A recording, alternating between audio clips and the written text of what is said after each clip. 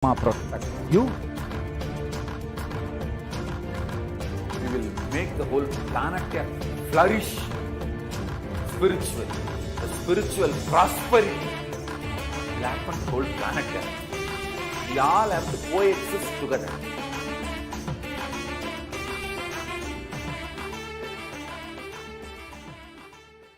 Just be alive for next 3 years. Don't die within next 3 years.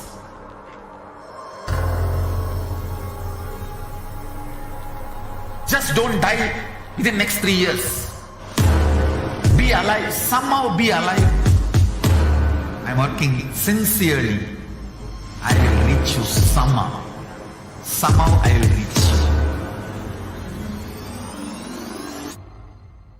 It's my commitment to humanity.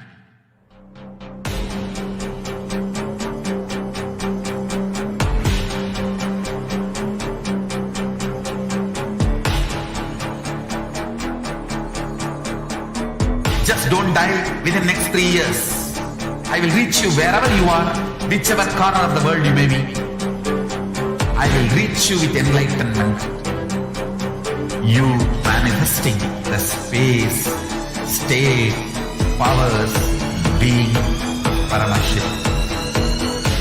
It is possible, and it is possible for you.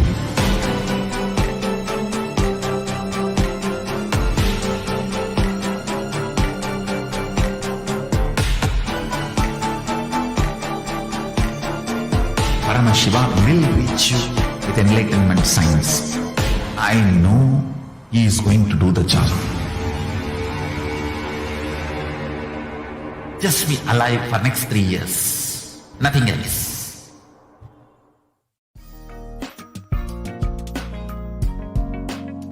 We get you health. We get you ability to build beautiful relationships in your life. We get you direct spiritual support, and we make sure you become wealthy.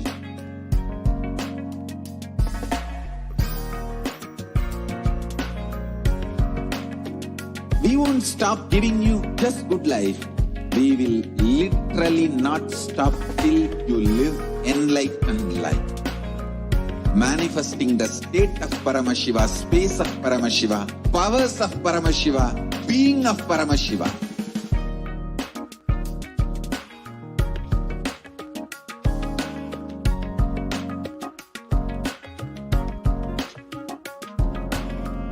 Whole world should become Kailashians.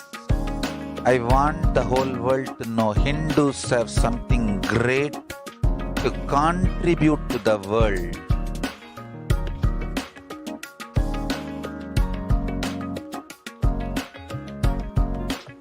We have something great to contribute to the world. Do that.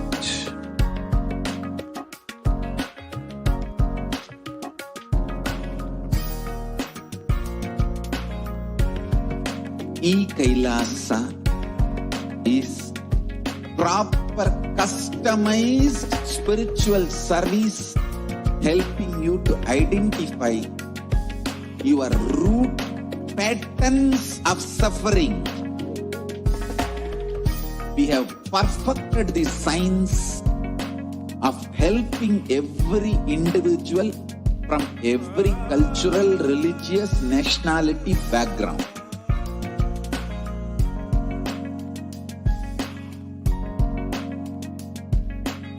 You will have lowest reactionary assumptions, highest awakened response, alive response for life continuously.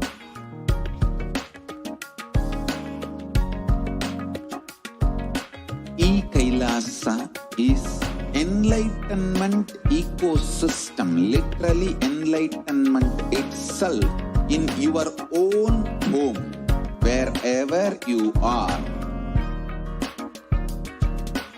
Proper customized. Nithyanandam Paramasukadam Kevalam Jnanamurtim Tvandvatitam Gagana Sadrisham Tatvamasya Dilaksham ekam nityam vimalam achalam sarvadi sakshibhutam bhavatitam triguna-rahitam sadgurum tam namami. Nithyanandam, I offer my humble obeisance, my humble pranam at the divine lotus feet of the Supreme Pontiff of Hinduism, Jagadguru Mahasannidhanam, His Divine Holiness, Bhagavan Nithyananda Paramashivam. And I welcome all of the viewers who are joining in right now with us across the world in so many different time zones, across so many different countries. I welcome all of you who are joining in Kailasa TV and Nithyananda TV, and who are joining in Facebook, YouTube, and Twitter, in Instagram, and joining us in all over the world in the various devalayas and annalayas and the various goshalas, gurukuls, everywhere across the world, in all the de facto spiritual embassies of Kailasa. We welcome you all to this divine and sacred experience with Devi Parashakti. And each and every one of you who are joining with us, either on your phone or from a temple, from Kailasas across the world, we know that for lifetimes you have been searching for one thing. You have been sincerely seeking for something in your life to fulfill you beyond what you are even cognizing as reality, even understanding, something that will cease and fulfill all your other desires, all your other longings. And that one thing is love. Whether it is wealth, health, or long-lasting relationships, or building a strong family, or building a strong community, whatever it is, we always search for the fulfillment of love inside of us, inside our very being. And while many of us might think that love is giving compliments, spending time with each other, or giving gifts, there might be many different languages of love that we are accepting nowadays, and we see as the ways that we fulfill love. But one thing is for sure, we do not understand love in its entirety. Love is a divine power. It is capable of transcending all other emotions and allowing you to experience higher oneness and higher experiences with the divine. It's capable of making you literally live eternal, making you immortal. It's capable of healing all of your chronic illnesses, which you have been suffering from for years.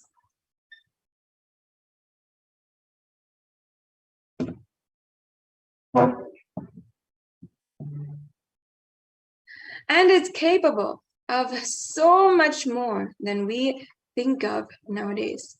And that is why we can simply, in the Sanatana Hindu Dharma, the ancient rishis had literally given a science of how to experience the divine love. Devi Parashakti herself recently had declared Anbe Shivam, meaning love is God. That is the quality of love that in Sanatana Hindu Dharma, all the ancient rishis placed. Anbe Shivam, love is God. And that is the very experience that you are going to have today during this program. I welcome you all to this very program where you can experience and fulfill your longing for love.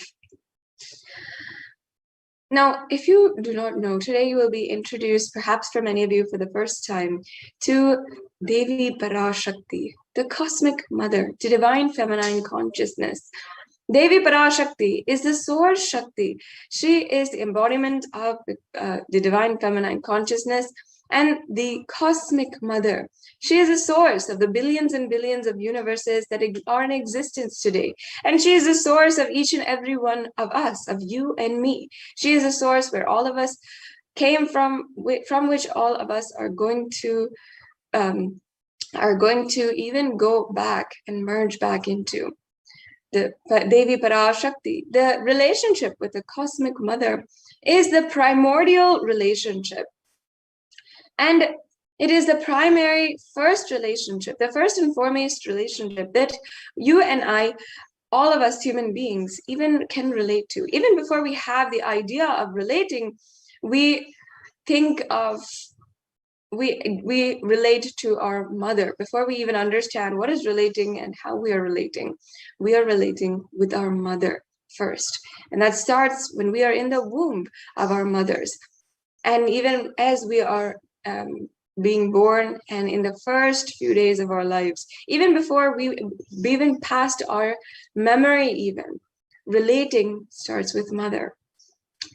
So having recognized this, the ancient Vedic rishis had understood that having being the first relationship which you relate with in your life, in all of our lives, as we continue our lives, in order to create high inspiration and high consciousness, this very relationship can be projected into the life and universe. So you can heal your relationship with your mother and at the same time heal your relationship with the cosmic mother. And healing your relationship with the cosmic mother can heal your relationship with your mother, as well as your relationship in general with all things, because the relationship with the mother is the source. Today, you will be experiencing the Bhava Samadhi Darshan. And the Bhava Samadhi Darshan is a very beautiful way that you can experience the darshan of the divine. You can literally experience oneness with the divine. So actually, what does samadhi mean? Adi means source or origin, and samadhi means oneness with the source, and bhava means emotion or aspect. So bhava samadhi means oneness through a certain emotion or aspect. And today, what you'll be experiencing during the Bhava Samadhi Darshan is the awakening of the latent potential energy inside of you, the Kundalini Shakti. And this will be such a powerful process. It is such a powerful process where you will literally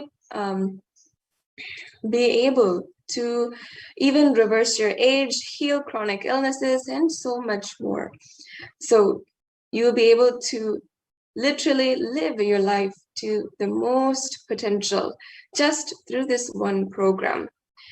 And now let us be introduced to the very being who is making this available to us, this very program available to us, the Supreme Pontiff of Hinduism. The Supreme Pontiff of Hinduism is the incarnation of Paramashiva, who descended on planet Earth on the 2nd of January, 1978, and is the reviver of the ancient, enlightened Hindu civilizational nation of Kailasa. The Supreme Pontiff of Hinduism has revived the science of power manifestation, yoga, and temple-based lifestyle. And the Supreme Pontiff of Hinduism has revived the 14 ancient indigenous kingdoms. First, the Supreme Pontiff of Hinduism is ordained as the 233rd Guru Mahasannidhanam of the Tonde Mandalam Adinam, or the Kanchi Kailasa Sarvagna Peetham. The Supreme Pontiff of Hinduism is the incumbent emperor of the Surya Vamsa Surangi Samrajyam. As well, the Supreme Pontiff of Hinduism is the 293rd Guru Mahasannidhanam, or Jagat Guru Mahasannidhanam of the Kailashonata Shamala Peetha Sarvagna Peetham, the Madurai Adinam. And the Supreme Pontiff of Hinduism as well is the Mahamandaleshwar of the Mahanirvani Akada. The Supreme Pontiff of Hinduism is also the 1008th Guru Mahasannidhanam, or Mahamandaleshwar, of the Atal Akada. And the Supreme Pontiff of Hinduism as well is the 23rd, Guru Mahasannidhanam of the Dharma Mukti Swargapuram Adinam. And finally, in 2015, having been recognized for his work towards Hinduism and having been recognized as a last hope for Hinduism, the Supreme Pontiff of Hinduism was elected as such with the title of Supreme Pontiff by a congregation of over 1,000 Hindu leaders. Yes, and the Supreme Pontiff of Hinduism has done countless number of activities, number of beautiful different contributions in order to enrich more than 1 billion people physically and digitally. And that includes been commenting on the various different scriptures Sanatana Hindu Dharma that Sanatana Hindu Dharma has, including the Bhagavad Gita, the Upanishad, the Brahma Sutras, the Jain Sutras, the Yoga Sutras, the Shiva Sutras, and countless more. And the Supreme Pontiff of Hinduism is also the reviver of the 108 different sampradayas, the 108 different sampradayas, including the Rudras and Rudrakanyas, the Rishis and Rishikas, the Grahastas, the Sannyasis, the Brahmacharinis, and many, many more. I think there's about 70 more ancient indigenous lineages that Supreme Pontiff of Hinduism has revived. The Supreme Pontiff of Hinduism has revived over 100 Sarvagnapitas, and the Supreme Pontiff of Hinduism has authored over 300 books in English, Tamil, and Sanskrit, which have been further translated into 50 different languages, as well as being distributed with millions of copies all over the world. And the Supreme Pontiff of Hinduism has literally spoken and given sessions for more than 20,000 hours of content. And this is just a mere glimpse into the amount of work the Supreme Pontiff of Hinduism has done over the last 2 decades. So now we'll be entering into the next segment of today's program, and we have joining with us Ma Yoga Prana and Ma Kaladara, who will be guiding each and every one of you into the exquisite experience of the extraordinary Shaktis. So now I welcome all the Balasans to begin the next session in today's program.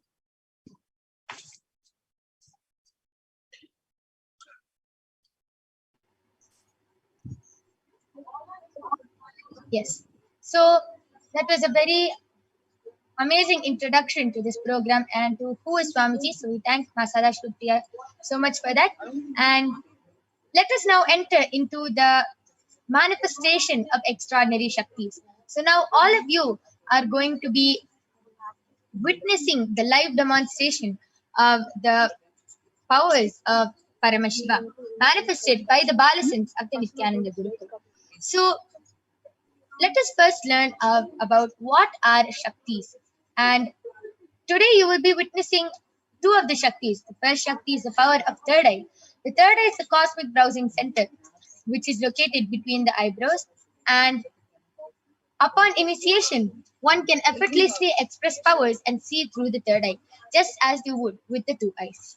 And the next is the power of body scanning, where one awakens the ability to scan illnesses, diseases, medically diagnosed issues just through the third eye, and to even reveal solutions for it.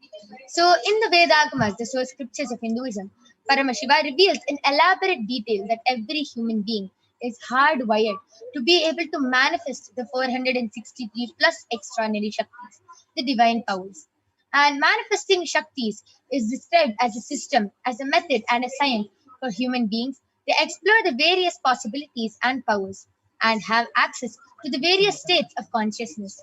Shaktis manifest from the fundamental cognition that you are a divine and that you need to manifest the divine, not that you are a man and that you need to reach the divine. So there are 2 types of manifesting powers, Shaktis and Siddhis. Shaktis express from the space of enlightenment as a side effect of feeling connection with the divine and high integrity with the Guru. Shaktis are the source of enlightenment. Siddhis are powers that manifest from tapas or penance for enlightenment. Siddhis are on the path of enlightenment. Shaktis manifest through ordinary human beings in an extraordinary way, just with initiation from the avatar, and Shaktis are permanent, whereas Siddhis are not permanent and they may divert you from enlightenment. So, who is the source of all these Shaktis? Who gives us all these Shaktis? Paramashiva. Paramashiva is the primordial divinity, the source of all these Shaktis. In Hinduism, the ultimate reality and cause, which is self-effulgent, Swayam Prakasha, all-pervading, unchanging beyond time, space, form, and causality.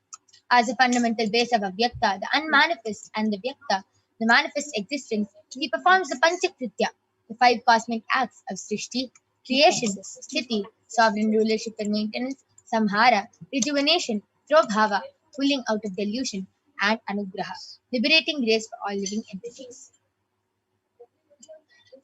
And Paramashiva himself has landed down in the form of the Supreme Pontiff of Hinduism, Jagat Guru Mahasanidhanam, His Divine Holiness Bhagavan Nithyananda Paramashivam, as the 1008th living incarnation and a representation of Paramashiva, the reviver of Kailasa, the ancient enlightened Hindu civilizational nation, the great cosmic borderless Hindu nation. Ever since the beginning of the civilization, the Sanatana Hindu Dharma has been the cradle of enlightened beings and highly advanced sciences. It was where the science of enlightenment and powers, Shaktis, was lived and taught as a lifestyle. And for the first time in modern day, the Supreme Pontiff of Hinduism is reviving these yogic sciences and transmitting it to the world at a record-breaking, never accomplished before speed. And the Supreme Pontiff of Hinduism was recognized as an incarnation at a very young age and was trained and taught to revive these sciences by the Guru Parampara, by the enlightened Gurus.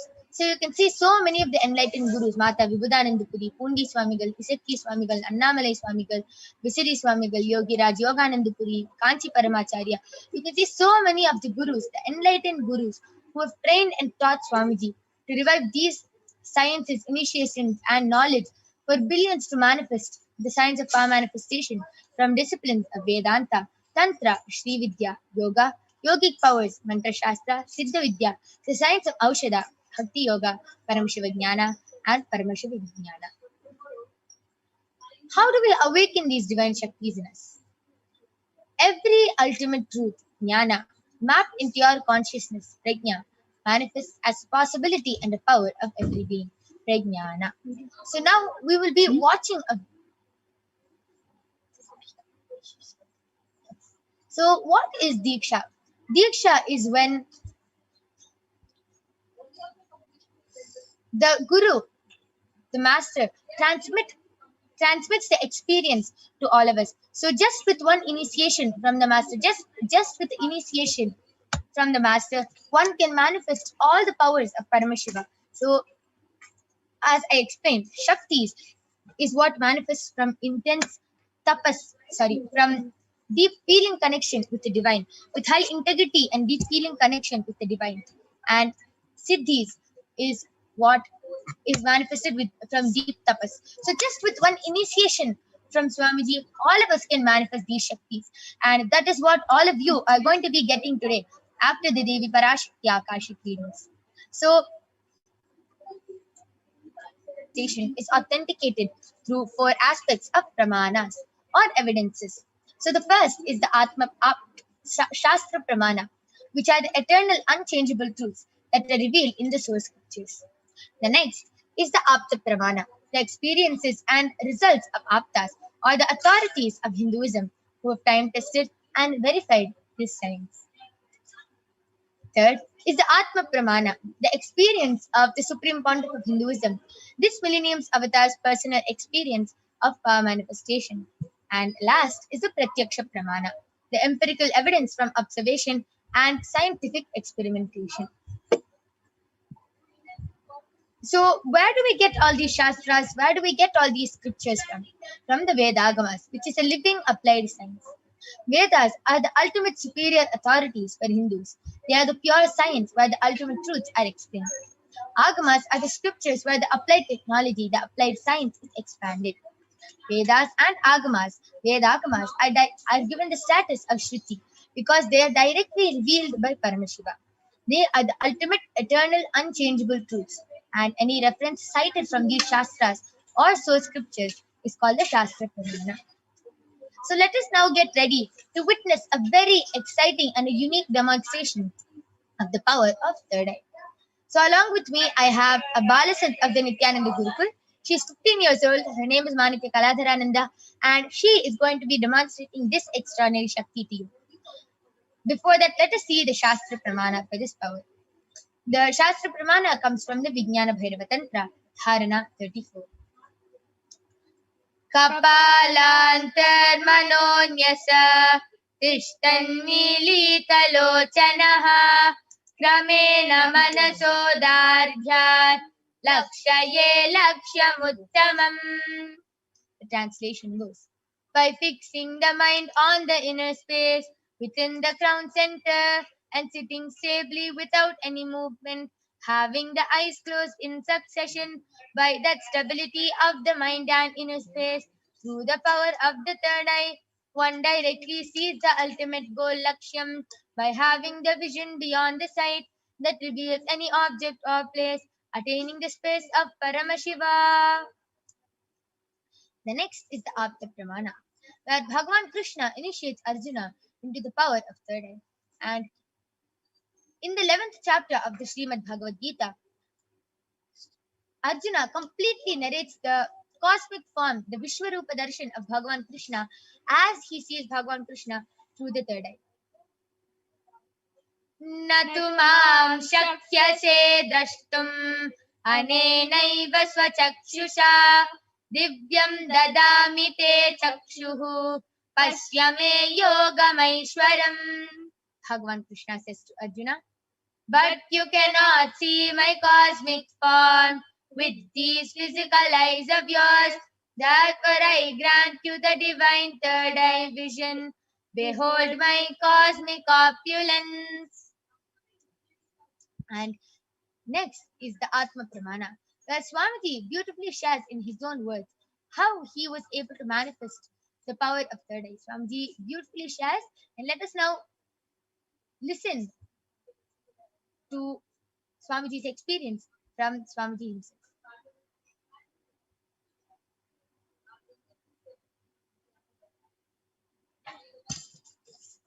Inside and outside broke.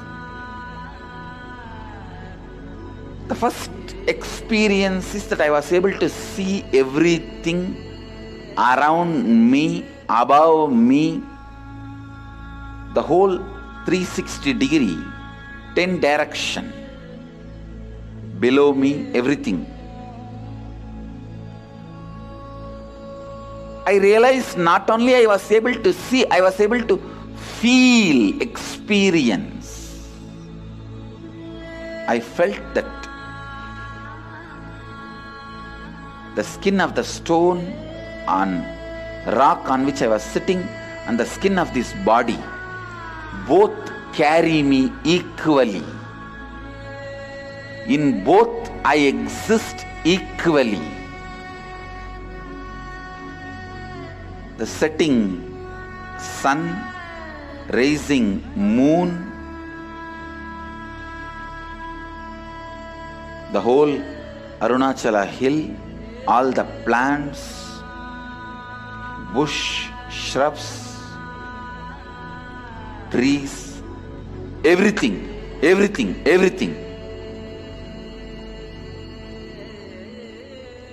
just became so alive.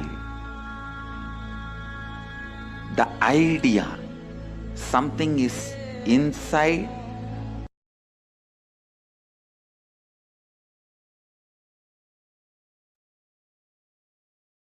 And last is the Pratyaksha Pramana, the empirical evidence from observation and scientific experimentation. So the study measures compare the metabolic cell activity of the brain in conscious and meditative states using the PET, the positron emission tomography. So when Swamiji is doing daily activities, high activity is measured in the brain where the third eye is located. And when Swamiji is in the deep state of Samadhi, only his third eye region is active and almost 90% of the rest of the brain is at peace. So next you will be witnessing the Sakshi Pramana, the experiences and results of the extraordinary manifestation happening through the initiated disciples of the supreme concept of Hinduism. So now, along with me, I have a Balasan, and Ma Kaladra is now going to be demonstrating this extraordinary Shakti to all of you to manifest this extraordinary, to understand that it is not only Ma Kaladra or any of the Nithyananda yogis who can manifest, it is even you who can manifest these extraordinary Shaktis. So, along with me, I have medically tested eye band. In front is a complete opaque sheet, and behind is a thick sponge. You can see that there is no sponge and the opaque sheet, and there is no possible way of light entering.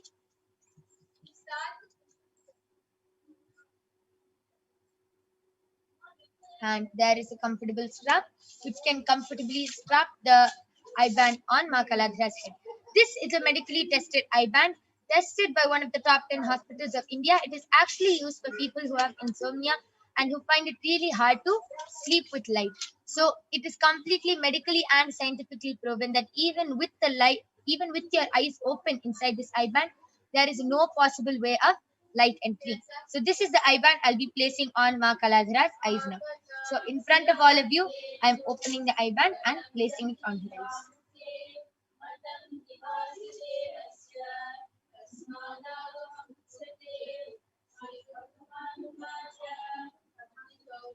Ma Kaladra, are you comfortable? Yes. Yes. So Ma Kaladra is comfortable and she is not going to be touching the eye band after this.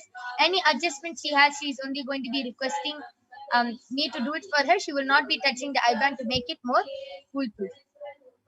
Yes. So now I request the YouTube comments to be projected. All of you can go ahead and post all your comments. And while that is happening, Ma Kaladra, I request you to turn to your right, left, up, up, down. So you can see that there's no gap between the sponge and her eyes, and it is completely foolproof. So now the YouTube comments are being projected. All of you go ahead, post anything you want, medical terms, scientific terms, paragraphs, sentences, letters, numbers, anything you want, emojis. You can post anything and Ma Kaladra will be reading it out live for all of you. You can even post in the language of Tamil as Ma Kaladra knows how to read Tamil.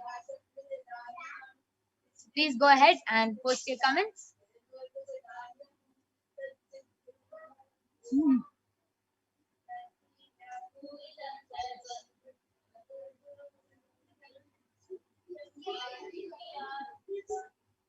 No comments.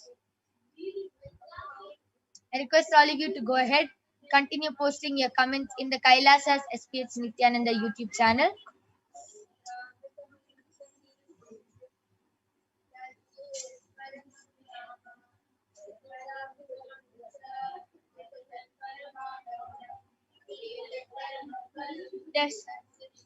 There is a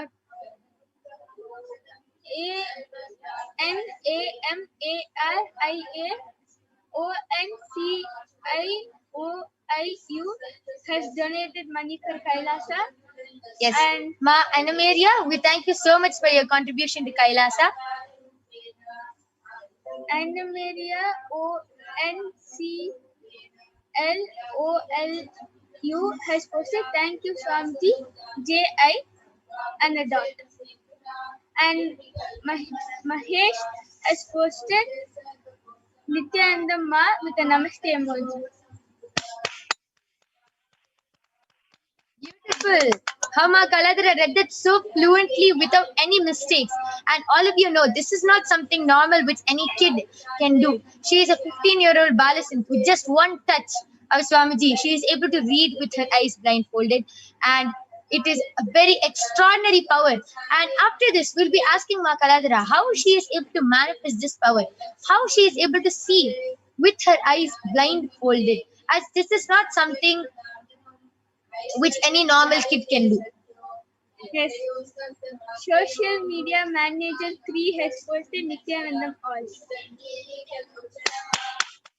Amazing. I encourage all of you, please continue posting your questions. Please ask anything you want. You can post anything and Ma Kaladra will be reading all your questions.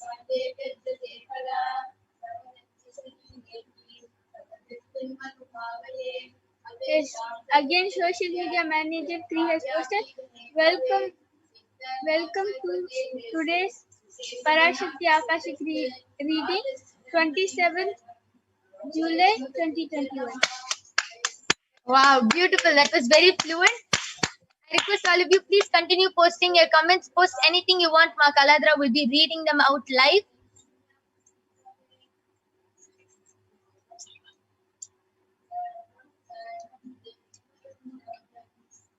Okay. So meanwhile, Ma Kaladra, why don't you share? How do you manifest this power? This is not a normal power which any kid can manifest. How? Just with one touch, just with one initiation. How are you able to manifest this power? I'm sure you would have not done some 50 years of tapas or something, or penance, standing on one leg with your hands in the air, for sure. So how do you manifest this power? Yes. So I manifest this power of third eye reading just after Swami initiated me into the power of third eye. I practiced, and after that, it was just a complete surrender and trust on Swami with, with which I'm able to manifest. Beautiful. Very beautiful sharing of how just with surrender, just deep surrender and trust on Swamiji that he will take care. That's all. You are able to manifest this power. Yes, you can go ahead, continue reading. Yes, Mahesh has again posted Om Nithyananda Paramashivoham with a Namaste emoji, and SUSHMAMIMARAJKAR has donated money for Kailasa, and also has written Nithyananda Paramashivoham with the Om and a Namaste emoji. And Vinita PULLABARAYAR has posted Nithyananda. Yes, that was beautiful, very fluent. And Ma Shishma Mirajkar, we thank you so much for your contribution to Kailasa. Yes, that was a very beautiful demonstration of the power of third eye. Very amazing. Now I'll be removing the eye band of Ma Kaladhara. So you can see in front is a complete opaque sheet, behind it's a thick sponge, no gap, everything is completely the same. It is completely foolproof how Ma Kaladhara read, and you can see she's still adjusting to the light. So her eyes were closed the full time in the eye band, and she was able to read with her eyes blindfolded. And as she shared already, just with deep surrender, complete surrender to Swamiji, she was able to manifest this power. And it's not that only the Balasins or Nithyananda yogis are only we can manifest this power. Even you, after the today's Devi Parashakti Akashic readings, even all of you can manifest. So with this, we thank all of you. We are not done yet. We have the next power, the power of body scanning coming up, where more Balasins and the Nithyananda yogis who are eagerly waiting to manifest this power for all of you are going to be coming and are going to be doing the body scanning as per all of your requests. And then Skobi Aya, we thank you so much for your contribution to Kailasa. And I request all of you to go ahead, post your comments and requests, call your family members and friends for this power of body scanning. And now we'll be chanting the pramanas for the power of body scanning. Then we'll be starting the power demonstration itself. So go ahead, call your family members, friends, and post your comments, requests for body scanning. And the Balasins and the Nithyananda yogis will definitely be coming and doing a scanning for all of you who have requested. So now we'll be chanting the pramanas for the power of body scanning, which is a power where one awakens the ability to manifest and to be able to scan illnesses, diseases, medically diagnosed issues, and will be able to reveal even solutions for them. So the Shastra Pramana comes from the Vijnana Bhairava Tantra. Swadehe jagato vapi sukshma sukshmatarani cha tattvani yani nilayam dhyattvante vyajyate para. Bhagavan Paramashiva says, cognize deeply that from the subtle to the subtlest constitutive principles of the whole body or swadeha, of the whole universe, simultaneously consist of the essential reality. They are being absorbed in their source cause, Paramashiva. And by the experience of such restful awareness, thoughts, and the divine ultimate universal divine power, Paradevi, Adishakti, is revealed and the supreme power manifestation happens. The next is the Apta Pramana, the experiences of Aptas, the rishis who have time tested and verified this science. So the Apta Pramana comes from the life of a Siddha named Teriyar. Teriyar was a Siddha and one of the prominent disciples of Agatya. One day, a man suffering from a severe headache comes to Agatya for healing, and Agatya uses the power of body scanning and identifies the root cause of the headache. He reveals that there is a small terai, a type of frog, sitting in the person's brain, which is completely odd. But Agatya was able to use his third eye and reveal the root cause that there is a frog sitting in his brain. And Agatya immediately instructs his disciple, Thereya, to perform open head surgery. And after completed successfully, the person is completely healed of the headache. And thus he gained the name Thereya. Next is the Atma Pramana, the accounts from Swamiji who has time tested and verified the science. Swamiji beautifully reveals that only when I had a multiple compound fracture, I was forced to go for surgery and therefore for medical checkups related to that. At that time, they detected heavy metal quantity in different organs of mine, and it was revealed that I had been poisoned without our knowledge. I immediately used diagnostic methods instead of medical facilities to study the body condition. And through the body scanning, I found out what the problems and imbalances had happened and where the balance had to be done. I used allopathy as a second opinion just to verify my findings. Last is the Sakshi Pramana. You can see how so many of the disciples of Swamiji, the Paramashivoham participants, were able to manifest the power of body scanning and have shared with all of us that they were able to manifest. And now you will be witnessing the live demonstration of the power of body scanning by the Balasins of the Nithyanandi Gurukul. So please stay tuned. We'll be back with the Balasins and the Nithyananda Yogis of Kailasa right after a short break.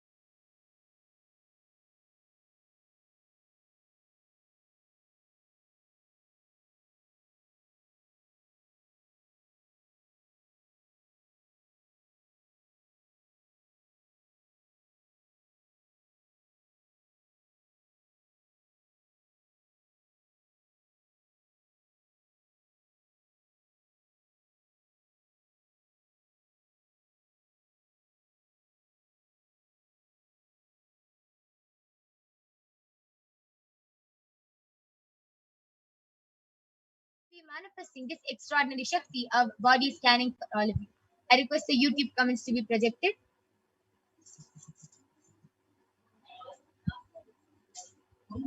All of you go ahead, post your comments and requests in the Kailasa's HDH Nithyananda YouTube channel. And Ma Brahmayoga and Ma Soni are eagerly waiting to do the body scanning for all of you. So please go ahead, post your comments, and they will gladly be doing a body scan.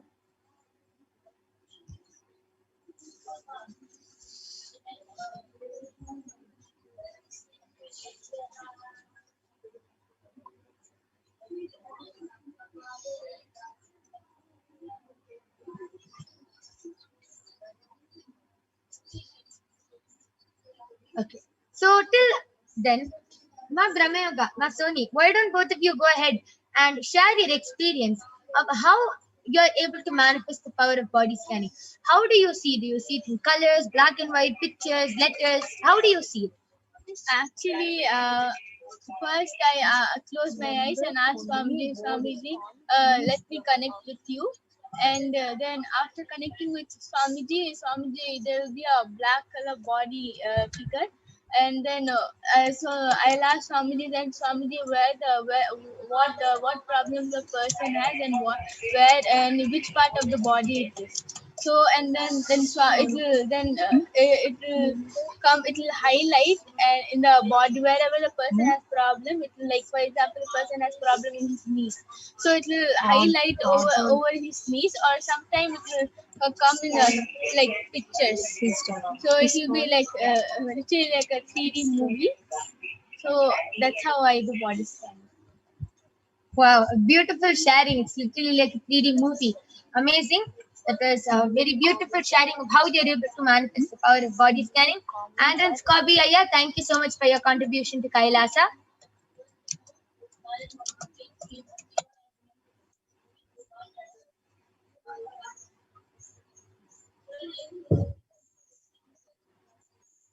So Ma Brahmayoga, why don't you go and share how you're able to manifest this power of third eye, of body scanning through your third eye? So how I manifest this power of body scanning is when I at first started doing body scanning. At that time, I used to get a picture of the whole body, and it used to like my third eye used to zoom in onto the part of the body which has the problem, and everything used to be in like black and white, or it used to be in grayish color, and very pale color used to be there. But as I started going for more and more demos, and as I started doing more and more body scanning, slowly everything started becoming more and more colorful, and it started becoming more brighter and more real. Like when I closed my eyes, at first, like the picture used to be very vague. I had to concentrate hard to get the image of the thing and to find out what problem the person has. But right now, if I just ask something, I close my eyes. The moment I close my eyes, immediately like it so very vividly, the whole thing comes and everything has colors, all very colorful, and it's very bright and easy to see. Like as I started doing body scanning, the whole image, the whole projection started improving, and right now the whole thing is like I'm looking at a TV. It's like that. Beautiful. That is very amazing sharing, like a 3D movie, how you were able to see and manifest this power of third eye, body scanning through the third eye. So Andan Skobi Aya has requested for a body scanning in the emojis. So Ma Soni, you can go ahead and do a body scanning for Andan Aya.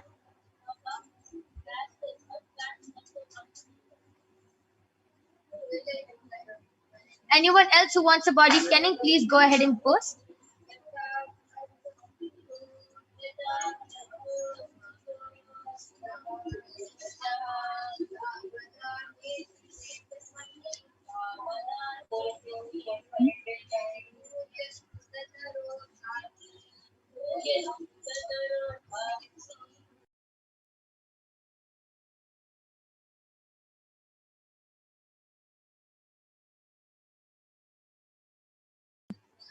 Yes, and now we'll be chanting the Mahavakya 11 times. Mahavakya is the direct passcode which directly connects us to Paramashiva and which raises us to a higher frequency. So now Ma Soni, Ma Brahmayoga, are going to be chanting the Mahavakya 11 times. And Akash Anand Ayya, thank you so much for your contribution to Kailasa. So let us now start chanting the Mahavakya. So please start chanting the Mahavakya 11 times. Om Nithyananda Paramashivoham.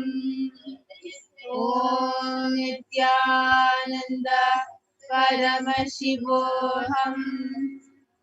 Om Nithyananda Paramashivoham. Om Nithyananda Paramashivoham. Om Nithyananda Paramashivoham. Om Nithyananda Paramashivoham. Om Nithyananda Paramashivoham. Om Nithyananda Paramashivoham. Om Nithyananda Paramashivoham. Om Nithyananda Paramashivoham. Om Nithyananda Paramashivoham. Yes, Raj has requested for a scanning for his root pattern, Suma Brahma Yoga. You can go ahead and do the body scanning for Raj Ayya. Nityanandam and Stuti Ayya. Ayya Paramashiva reveals that in your body there's a problem in your heart. Ayya, the blood is not flowing properly in the heartbeat. So Ayya Paramashiva, and it's due to not having proper diet. So Paramashiva reveals that don't eat solid food. Go on a Nirahara Samyama for at least 2 months. Yes, so this is a body scanning for Andrew Ayya. I request you to get back and follow the solution which Paramashiva has revealed to do Nirahara Samyama for 3 months. So please follow the solution and please get back for 2 months.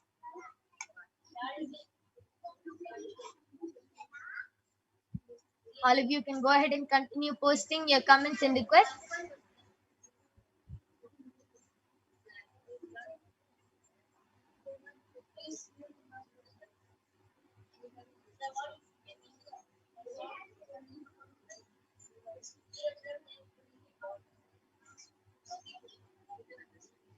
Yes. Brahma Yoga, are you ready? You can go ahead. Yes, so Rajaya, Parameshwar revealed to me that you're starting to get cancer cells in your body. Like right now, it's just 1 or 2 which are there, but it's still starting, and that is happening because you are having a lot of you dislike yourself a lot. You don't like yourself, and because of that, you're starting to develop cancer cells. So what you should do is every day, the moment you should first start doing Guru Puja every day, and immediately after that you should sit and you should just do completion with yourself. Ask yourself, why do you not like yourself so much? You just sit with yourself and complete every day for at least 20 minutes if you continue to do that. And also keep a picture of Swamiji, an Atmamurti of Swamiji in front of you, and tell everything to him and ask him to heal you. And if you continue doing this for 2 weeks, you'll see that slowly you'll not have so much of hatred towards yourself, and also your body will start healing. Wow, that is a very beautiful scanning for the root pattern. Rajavendran Ayya, I request you to get back in the chat session.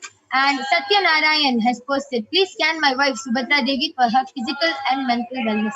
Masoni, sorry, before that, Satya Narayan Ayya, I request you to get the consent of your wife if we can do the body scanning for her, as it is a requirement and it is our integrity to the person, to this power, to always get the permission and then only do the body scanning.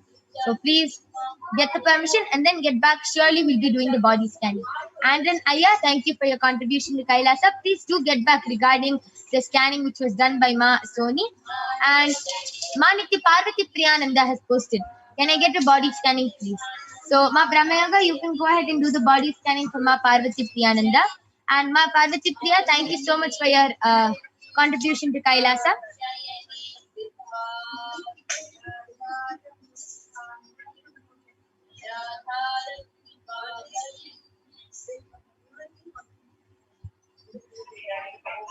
Okay, Satya Narayan has posted, I got her consent. Yes. Yes. So, Ma Soni, you can do the body scanning for Ma Subhadra Devi.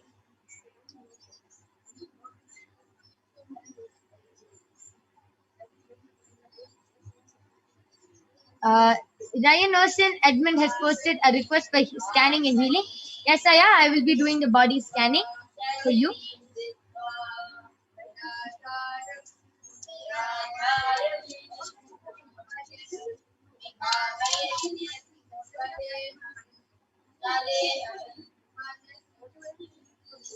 Yes. So, yes. Just before I reveal, Raghavendra Naya has gotten back telling, thank you very much. I'll start doing what Paramashiva has revealed as a solution. Yes, thank you, Aya, so much. Just follow the solution which Paramashiva has given authentically, and you will be completely healed. Yes, and Ryan and Aya, Paramashiva has revealed that actually you were very active. You were actually very active, but suddenly now you started becoming very lazy and you have started sitting a lot and eating a lot. So you have started growing a lot of unnecessary fat in your body, which is not, since you used to be very active, your body is not adjusting to this. There's a lot of fat growing in your, unnecessary fat growing in your stomach. So you really have to do a lot of detoxing, Aya, and you just have to burn all that fat away. So please start doing intense workout and every day take castor oil along with neem juice and haritaki and just detox your body completely, Aya. You will be completely fine. And this pitta, the unnecessary fat in your body is what is causing any, I'm able to see that you also do feel irritated a lot. You get very agitated also. So this pitta is the reason why you are getting very agitated and irritated throughout your day, and you are not able to make proper decisions. You feel mentally disturbed. You are not able to make proper decisions. It is all because of this one. It is all because of the junk in your stomach, Aya. So please start doing the intense detoxing and workout, Aya, and you'll be completely healed. Raj, Aya, we thank you so much for your contribution to Kailasa. Yes. You can go ahead, Ma Brahma Yoga.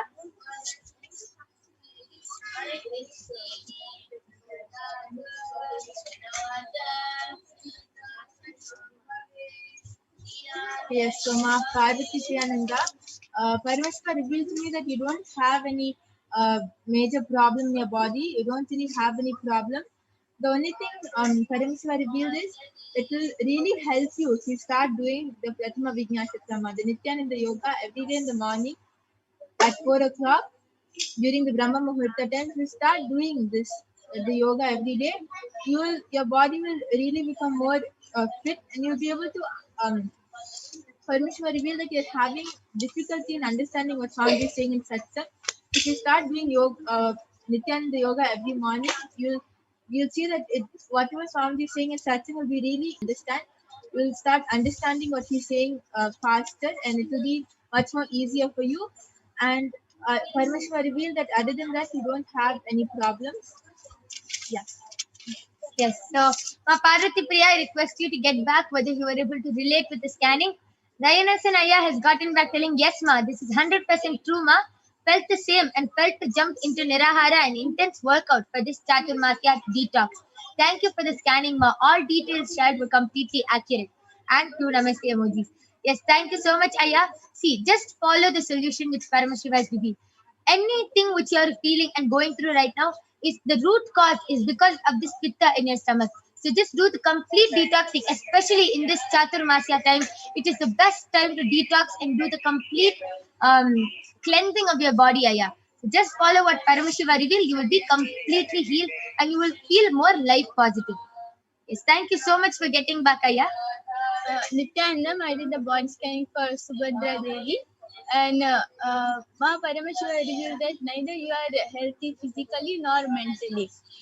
Physically, it's because there's too much unwanted stuff in your stomach, Ma.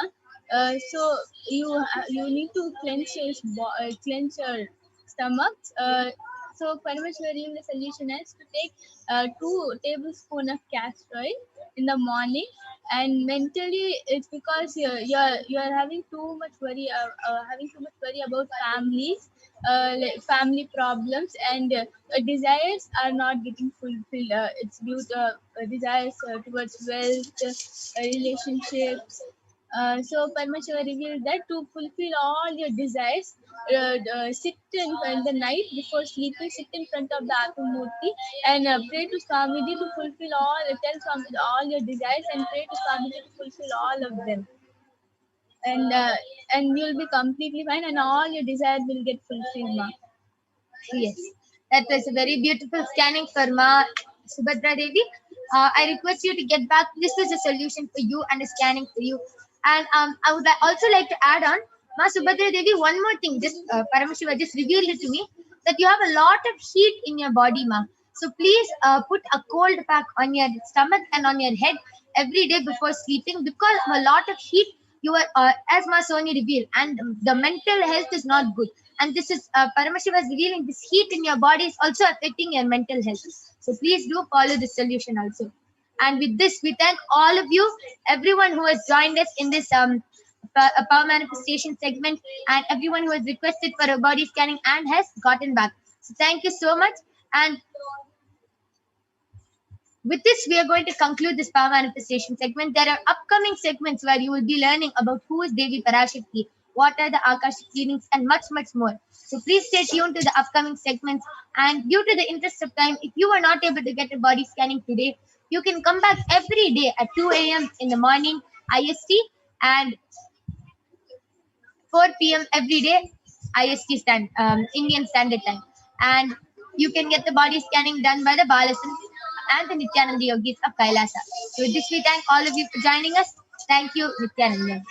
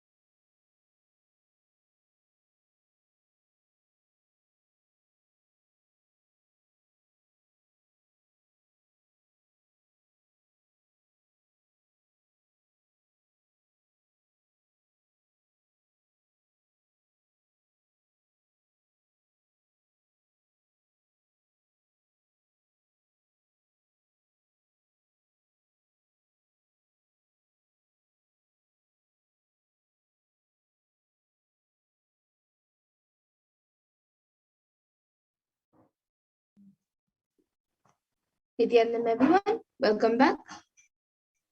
So now we will be moving to the next segment where we will be learning more about Devi Parashakti and the divine feminine consciousness. So we will be first looking into the Dhyana Shloka of Devi Parashakti, which comes from the Lalita Sahasranama.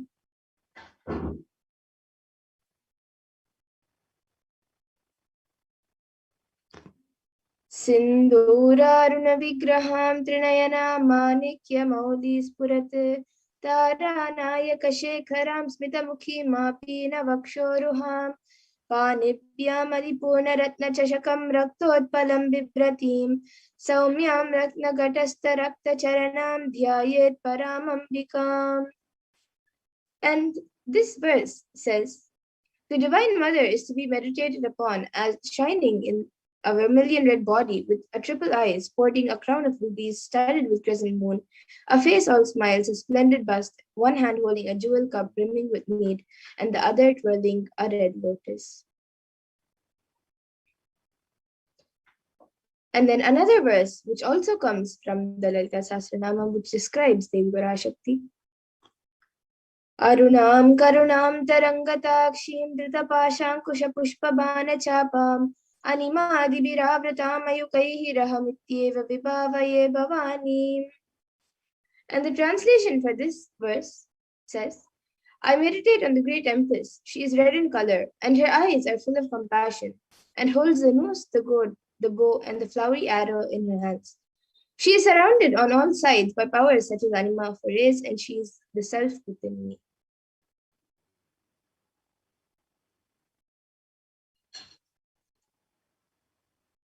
And Devi Parashakti is the ultimate pure feminine consciousness. Parashakti is the cosmic mother. It is her cosmic womb from which billions and billions of universes come out and go in. It is the source where the Big Bang and black holes go on and on. Parashakti is the source Shakti, the source energy and source power from which all of us came, all of us are in even now, and which all of us are going to merge into.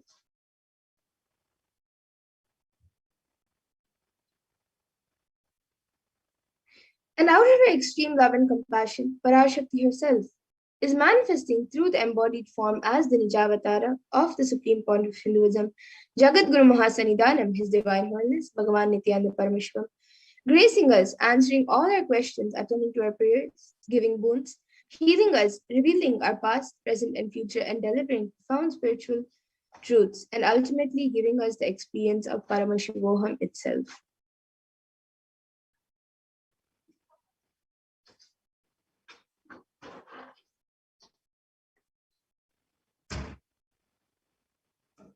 And in the words of Devi Parashakti herself, raising as Omkara, expressing as Vedas and Agamas, blossomed as Hinkara, filled as Parashodasi, living in 40 triangles, the Kailasha Swamini, who is in Kailasha, Sri Purachintamani, Parashodasi, sitting as part of Paramashiva, Parameshwari, who rules the world, Paramashakti, Manonmani, Meenakshi. As Nithyananda, I took Nijavatara here to give good boon to everyone, to bestow all goodness. Hiranyagarbha Swarupini, Brahmanda Yoni, Shami, Chandramauli, Rapala, Aparna, Uma, Parvati, Savitri, Navayavana, Samaraja Lakshmi, Parameshwari, Parashodasi, Meenakshi. Taking the form of Nithyananda, I came here as Nijavatara. With great compassion, I am blessing. Listen, people, to do good to all of you. I took the form of Nithyananda and came down as Nijavatara. And again, in the words of Devi Parashakti herself, raising in Omkara, blossoming as Shiva, Shiva manifesting as source of existence, powers of existence, expression of existence, from the oneness of Om, blossoming into two as Prakriti and Purusha, blossoming as three Shaktis, Icha, Kriya, and Jnana, growing as four Vedas, expanding as five Panchabhutas, beyond six chakras, filled as Gotras of seven Rishis, expanding as 8 directions, existing as 9 Grahas, blossoming as 10 Indriyas, being as 11 Rudras, creating all the worlds, bringing life to tell and make truth blossom and to do good. Parashodasi, Meenakshi, in the form of Nithyananda, I came to bless every one of you.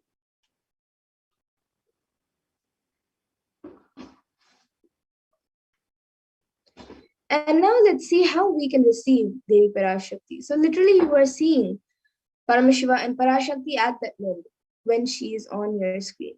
So always receive her very traditionally. You can keep 2 betel leaves, 1 betel nut, 1 banana, and a coin in front of the screen as you watch Devi Parashakti.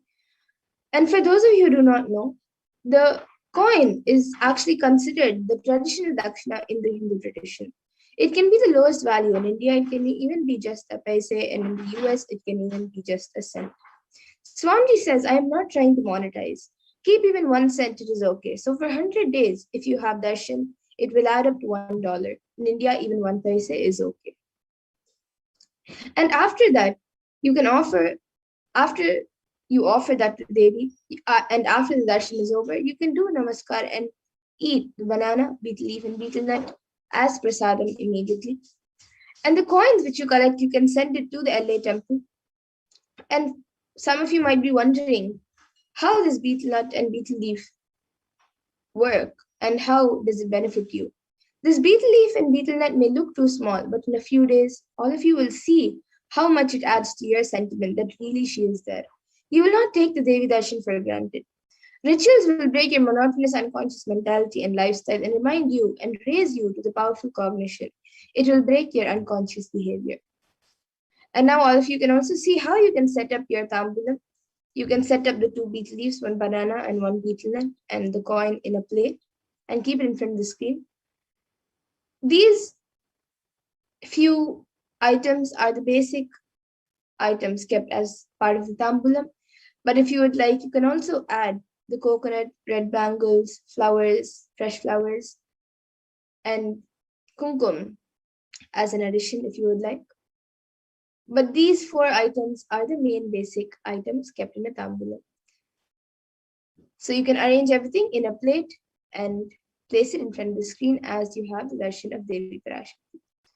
And now with this, we come to the conclusion of this segment, and we will be moving on to the further segments where we will be learning more about Devi Parashakti and what she has revealed for humanity, for all of us.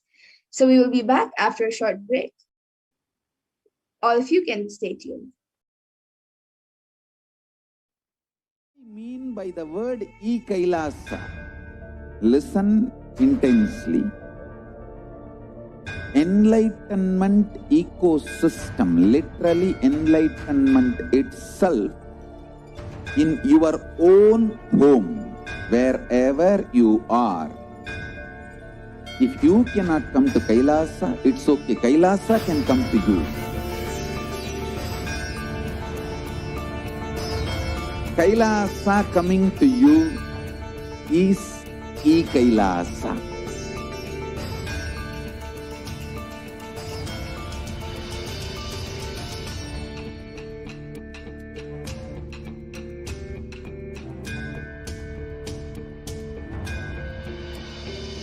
I will revive Hinduism.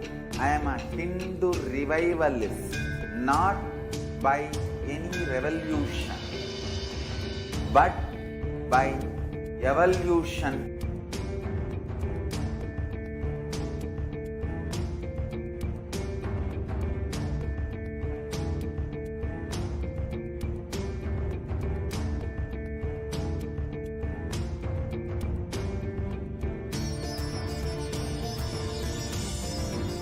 And setting model communities.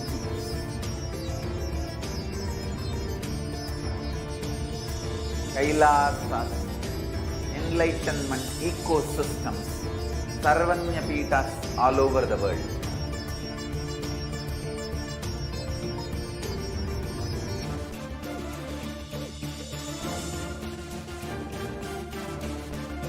All powerful cognition, knowledge, only when you live, power manifestation and possibilities manifestation happens. This is a fundamental truth.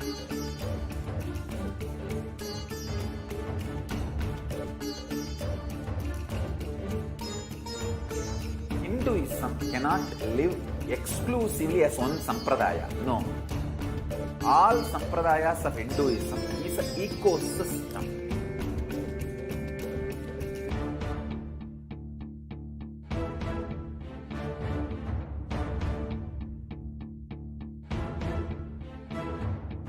So don't keep quiet thinking that if one sampradaya is attacked, only that sampradaya is going to be affected.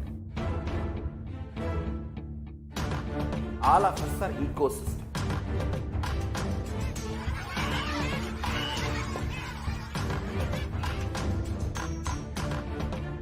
I invite all of you to get involved and enjoy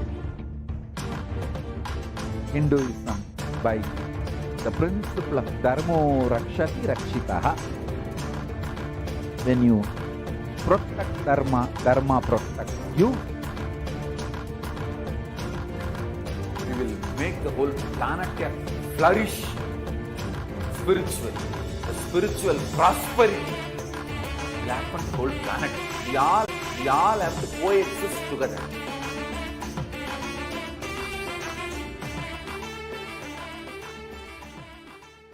Be alive for next 3 years. Don't die within next 3 years.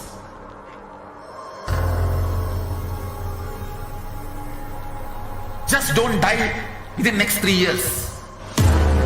Be alive. Somehow be alive. I'm working sincerely. I will reach you somehow. Somehow I will reach you. It's my commitment to humanity.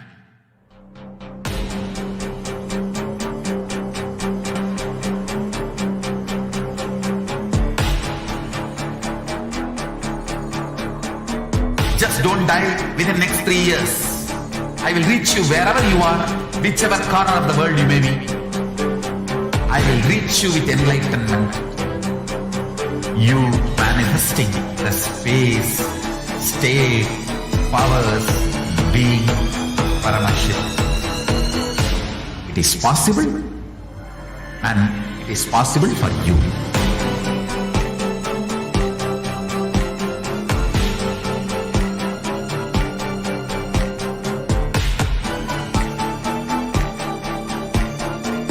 Paramashivoham will reach you with enlightenment science.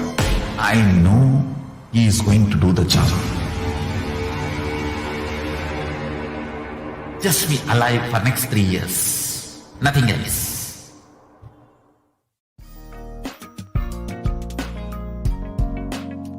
We get you health. We get you ability to build beautiful relationships in your life. We get you direct spiritual support, and we make sure you become wealthy.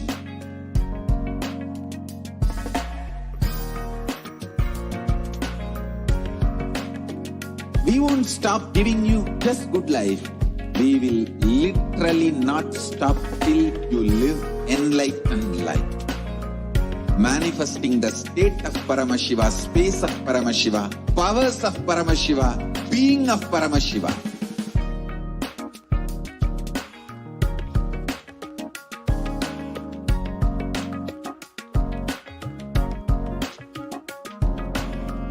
Whole world should become Ekailashian.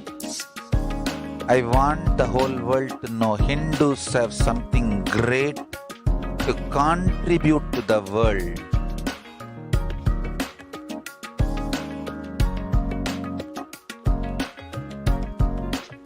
We have something great to contribute to the world. Let us do that.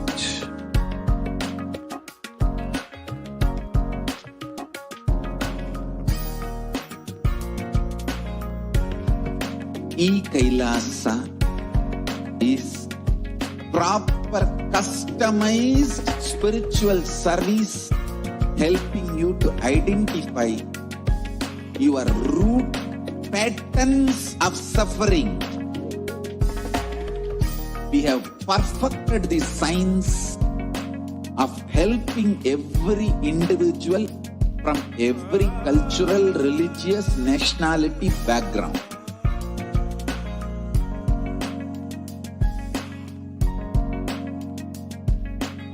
You will have lowest reactionary assumptions, highest awakened response, alive response for life continuously.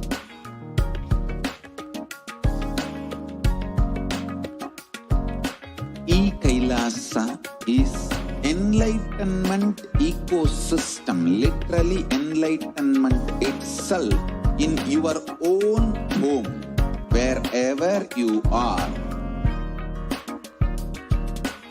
Proper customized spiritual service helping you to complete with your life negativity. Withdrawal from life. Nithyanandam, welcome back to your viewers.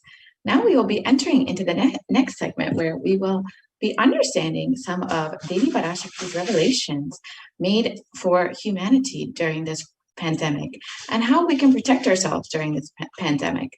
So let us get started and listen to the first revelation made by Devi Parashakti on the 31st of May 2021 on the sacred secret of Hindu birth.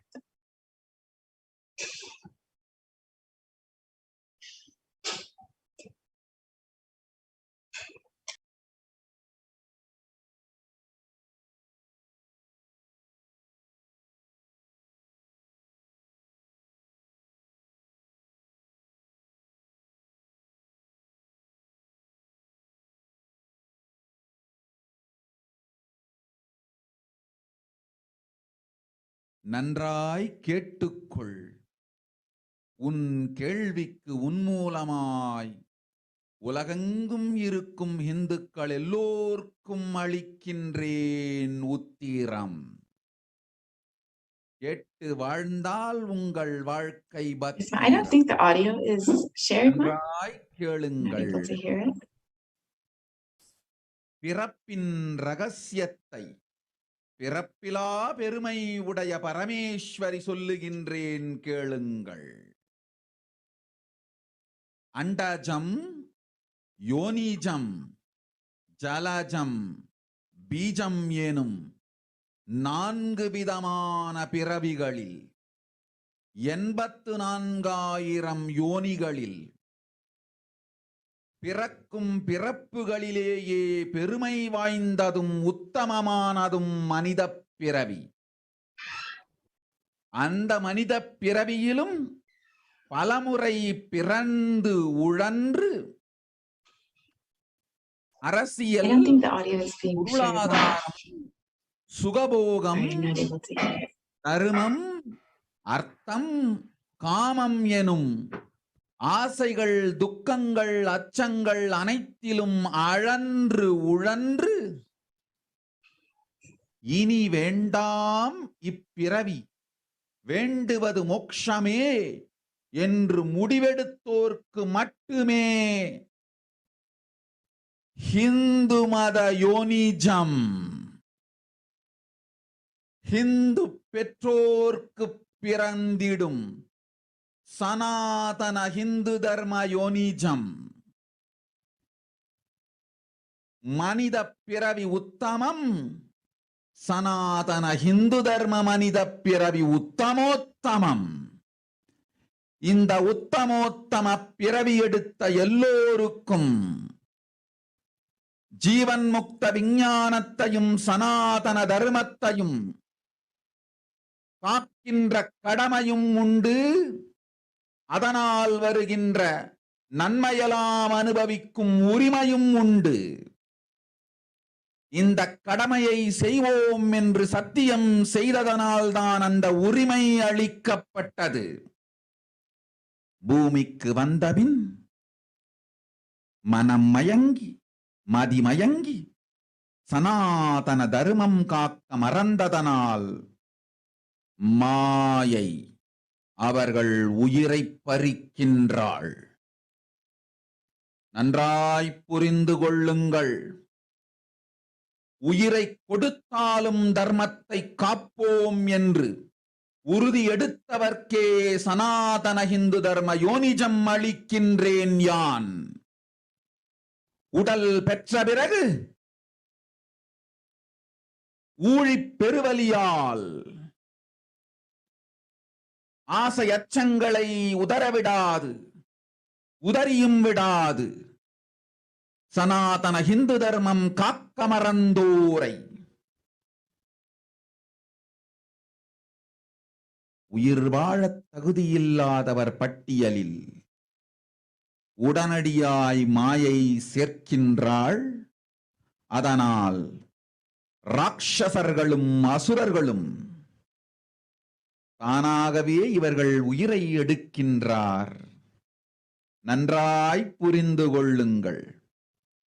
உயிரை கொடுத்தாலும் தர்மம் காப்போம் என்று நிற்பவர்க்கு நிலைத்திடும் வீரஸ்வர்க்கமும் கைலாச பதவியும், எக்காரணம் கொண்டும் தர்மம் காக்க மறந்த உத்தமோத்தம ஜனனமான சனாதன ஹிந்து ஜனனம் பெற்ற மக்களுக்கு இல்லை வேறு கதி. சனாதன ஹிந்து தர்ம மனித ஜனனம் உத்தமோத்தம மனித ஜனனம்.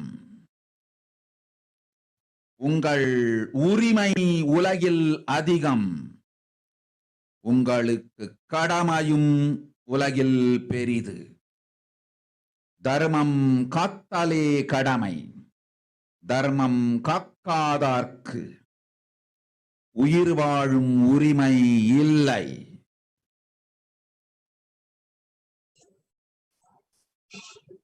நன்றாய் புரிந்து கொள்ளுங்கள்.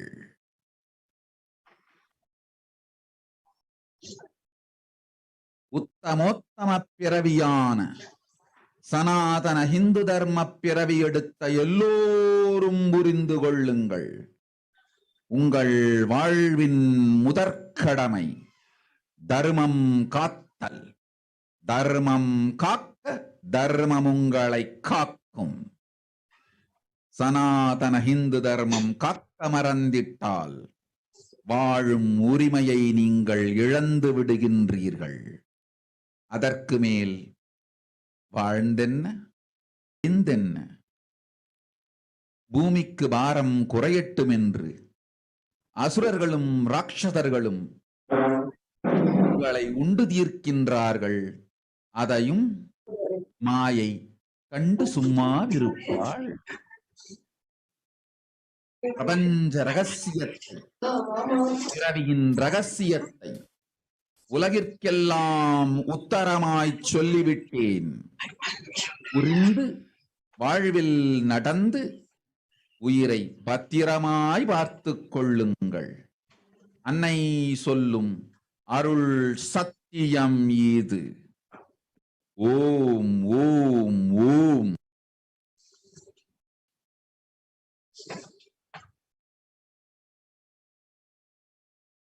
Yes, we can move to the next slide, please. கேட்டுக்கொள். உன் கேள்விக்கு உன்மூலமாய் உலகெங்கும் இருக்கும் இந்துக்கள் எல்லோருக்கும் அளிக்கின்றேன் உத்திரம்.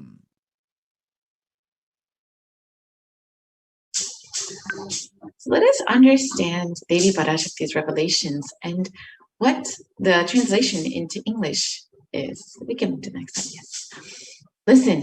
Andajam, Yonijam, Jalajam, Bijam, like this in 4 types of births in 8,400,000 yonis, and all these births, the most greatest birth of them all is human birth.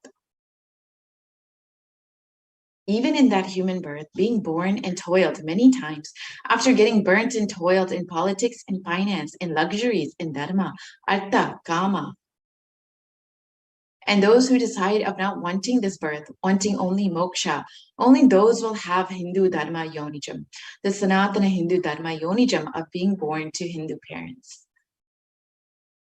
Human birth is uttamam, the best. Sanatana Hindu dharma, human birth, is uttamottamam, the best of the best. Everyone who took this uttamottama birth has the responsibility of protecting the science of living enlightenment and Sanatana dharma.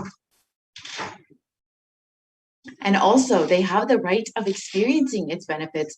This right was given to them because of their commitment given by them to do this responsibility.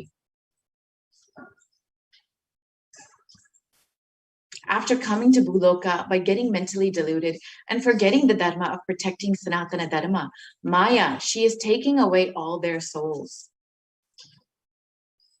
Understand carefully. I am giving the Sanatana Hindu Dharma Yonijam only for those who gave the commitment of protecting Sanatana Dharma, even by giving their life. After getting the body, because of painful deluge, not dropping fear and greed, for those who forgot to protect Sanatana Hindu Dharma, Maya, she will immediately add them all to the list of those who are not worthy of living. Therefore, Rakshasas and Asuras are automatically taking away their life. Understand properly, for those who stand that even by giving their life, they will protect Dharma, will permanently have Virasvarga and Kailasa Padavi. For any reason, people who forgot to protect Dharma, having the Uttamottama birth of Sanatana Hindu birth, there is no other way for them. Sanatana Hindu Dharma, human birth is Uttamottama human birth. Your rights in this world are immense. Also, your responsibility in this world is large. Protecting Dharma is responsibility. Those who do not protect Dharma, they do not have the right to live. Understand properly. All those who took the Uttamottama birth, which is Sanatana Hindu Dharma birth, all of you understand. The first responsibility of your life is protecting Dharma. Protect Dharma, Dharma will protect you. If you forget to protect that Sanatana Hindu Dharma, you lose the right to live. After that, what bothers whether you live or get destroyed? Asuras, Rakshasas will eat you, so that the burden on earth is reduced. Seeing that, Maya, she will keep quiet.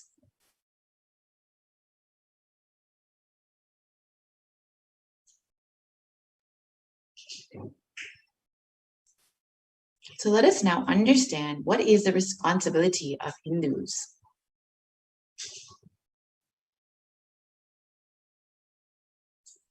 Hinduism represents the world's most ancient and yet progressive indigenous spiritual tradition. It is an open net framework model of civilization that stands for global peace, vegetarianism, nonviolence, yoga, worship of nature, temple-based living, manifesting spiritual powers, and inherent divinity of every being.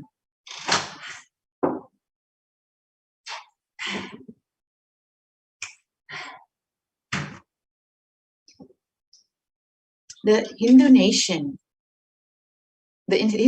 were ecosystems where more and more enlightened beings could be produced, so that enlightened civilization could be kept alive and its great gifts shared with the world.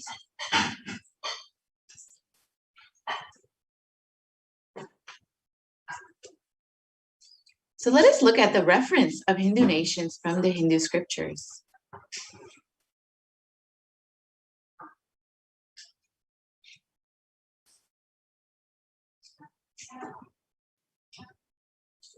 The Hindu nation that was ruled by Bhagavan Rama, the Ramarajya, let us look at the description from that in the Valmiki Ramayana, in the Yuddha Kanda. It describes that there were no widows to lament, nor were there any danger from wild animals, nor any fear born of diseases. The world was bereft of thieves and robberies. No one felt worthless, nor did old people perform obsequies concerning youngsters. Every creature felt pleased. Everyone was intent on virtue, turning their eyes towards Rama alone. Creatures did not kill one another.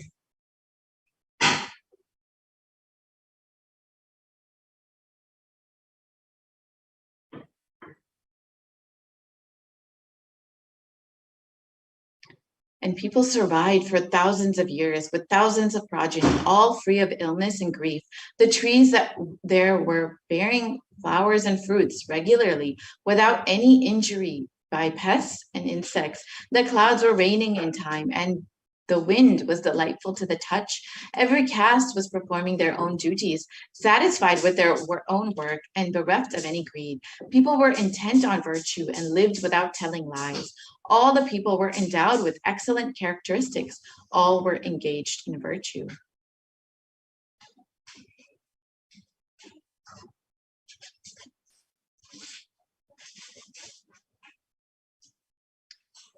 So you can see that the description of the Ramarajya, the ancient Hindu nations was beautiful and everyone was fulfilled. Here you can see the description of the Hastinapur kingdom ruled by Yudhishthira. The Devas granted rains to fulfill all wants. The world became free of all diseases. There was no hunger or thirst anywhere. There was no mental suffering. Those who, without livelihood were given livelihood. There was abundance all around. There was no worldly worries left for anyone. And there was no cause to fear either. Happiness on earth was in fact even greater than in the heavens. And this is the description from the Srimad Mahabharata of the Hastinapur kingdom.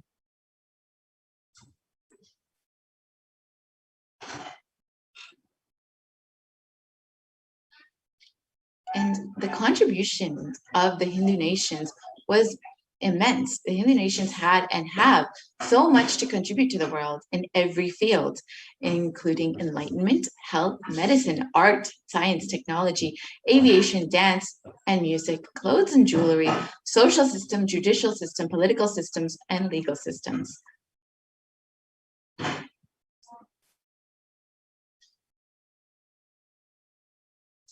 So how were these Hindu nations destroyed over time?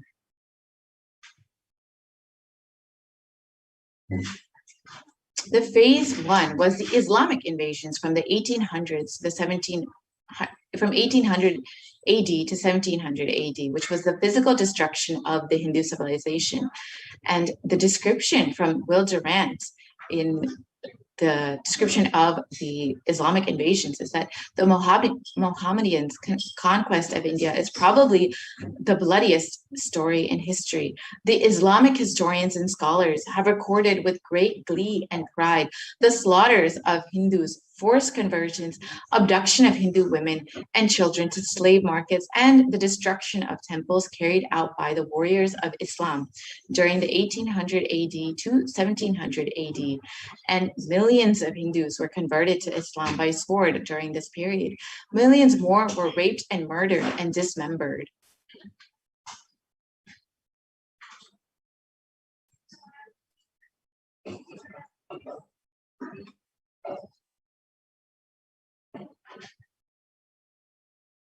Hindus are like the mud. If silver is demanded from them, they must, with greatest humility, offer gold. If a Mohammedan desires to spit into a Hindu's mouth, the Hindu should open it wide for that purpose. God created the Hindus to be slaves of the Mohammedans. The Prophet hath ordained that if the Hindus do not accept Islam, they should be imprisoned, tortured, and finally put to death, and their property confiscated.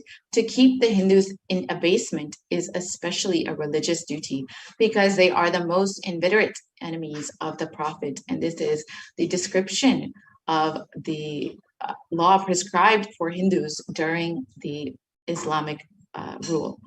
And here you can see the data of what happened during the Islamic invasions. Over 200 million Hindus were slaughtered by Muslim invaders, and over 100,000 temples were destroyed, and over 1 million deities and sculptures were destroyed during this period.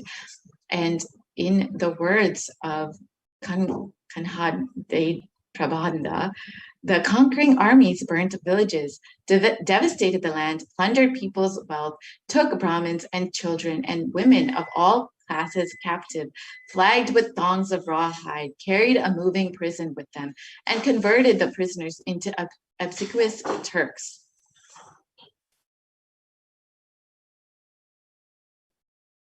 And the phase two was the British occupation, which was from the 1700s to 1947 AD. And this was the economic and psychological destruction of the Hindu civilization. And in the words, again, of Will Durant, a historian of the Indian civilization, I have seen a great people starving to death before my eyes. I'm convinced that this exhaustion and starvation are due not, as their beneficiaries claim, to overpopulation and superstition, but to the most sordid and criminal exploitation of one nation by another in all recorded history.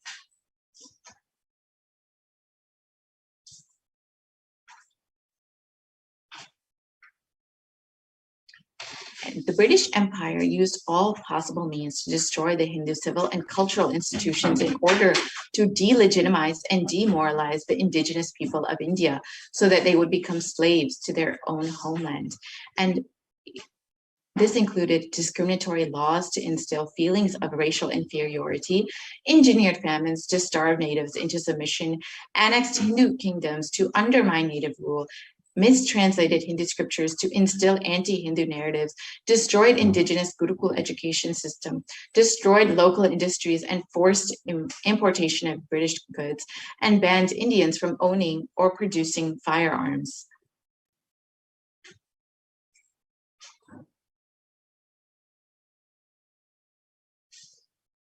And during the British occupation, over $45 trillion were looted from India over the course of 200 years, and 45 million Hindus died due to famine and poverty imposed by the British policies and reprisal killings of 1857 mutiny, and over 680 native kingdoms were usurped by the British Raj. And the description from Shashi Tharoor, the Indian Parliament, was that the British came to one of the richest countries of the world. Over 200 years of exploitation, looting, and destruction reduced it to a poster child of third world poverty.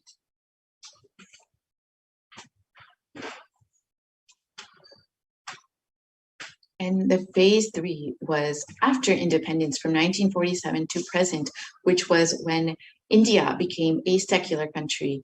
And the description is this: brown faces with British attitudes and policies towards Hindus. And the description from Nehru, which was that what a disgusting savage people we are, politics, progress, socialism, communism, science, where are they before this black religious savagery? India can never be a Hindu republic.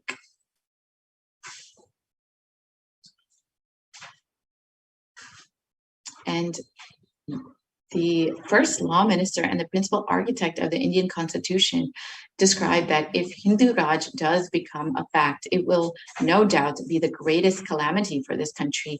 No matter what the Hindus say, Hinduism is a menace to liberty, equality, and fraternity. It is incompatible with democracy. Hindu Raj must be prevented at any cost. And these are the descriptions from the first leaders of the independent India after colonization. You can see how much of discrimination and prejudice they had against Hindus. Therefore, it was very much, despite India being a secular country, it became very much a hostile environment for Hindus. And the modern Indian legal system, academia, and media all systematically undermine, suppress, and delegitimize Hindu institutions and cultures. And India's constitution has established government control and taxation over Hindu temples, schools, and much more, while other religions are free from this interference. And Articles 27 to 30 of India's constitution discriminate against Hindus by giving special rights and benefits to non-Hindus. And this includes government benefits, scholarships, and much more. And Hindu kingdoms and self-governance was completely abolished during this time, and anti-superstition laws were passed to criminalize Hindu practices. And the mainstream Indian academics describe Hindus as sexist, racist, backwards, and oppressors. And the negative media portrayals of Hindus in Bollywood and TV are very prominent in today's culture. And you can see how every aspect of society has been created to be anti-Hindu, to drive the agenda of this anti-Hindu agenda. And you can see that the media narratives were used to stereotype and demoralize Hindus. And in Bollywood and other mainstream media outlets consistently portrayed Hindu gods and gurus as cartoonish, dishonest, corrupt, sex fiends, and in a manner similar to the British imperial propaganda. And this media narrative was used to shape the human consciousness further and further the political agenda. and racist British colonial stereotypes portrayed Hindus as superstitious, backwards, dishonest, corrupt, and were perpetrated by their British brown successors in modern India, completely unabated.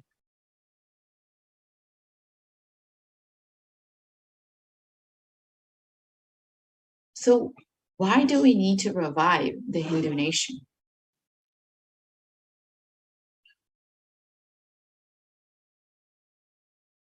Let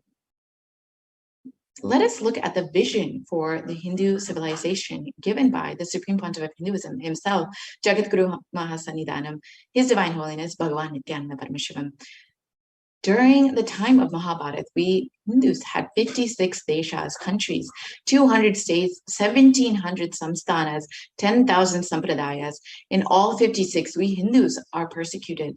Now we have lost all of the 56. The last one to fall was Nepal.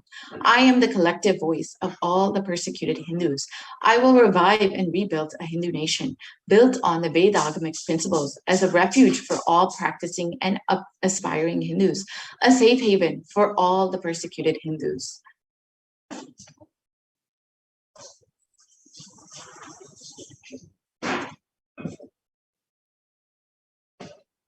So what is Kailasa? This revival of Kailasa, the Hindu nation, is for reviving this whole life of enlightened civilization and all the great things it has to offer to the world, bringing legitimacy to all the offerings of Sanatana Hindu Dharma and sharing it with the whole world is the purpose of this Kailasa, the Hindu nation. So let us understand the administration of Kailasa. Kailasa is revival of the cosmic constitution. Kailasa is the model nation of how enlightened civilization should be living and administered. Politics, judiciary, education, economy, everything will be revived as Paramashiva revealed in the Vedagamic scriptures, the Sanatana Hindu Dharma scriptures.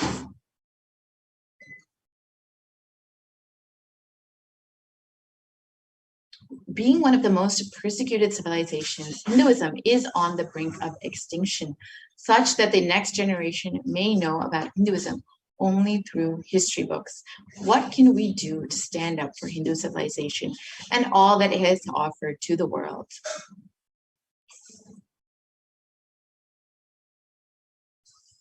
Today, Hinduism is a political orphan. The preservation and restoration of Hinduism's spiritual and cultural heritage is impossible without a national identity.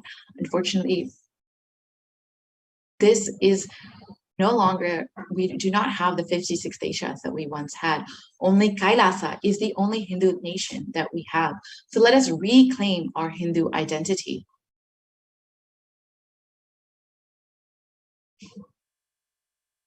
Hinduism is responsible for our successful life. If you are happy, healthy, wealthy, rich, successful, respectable, have a stable family life, have the best mental health, Hinduism is responsible. The Hindu identity is responsible. The Hindu scriptures are responsible. It is the Hindu scriptures which have given us the best mental setup, all the best things we Hindus have. The Hindu scriptures are responsible for our beautiful lives.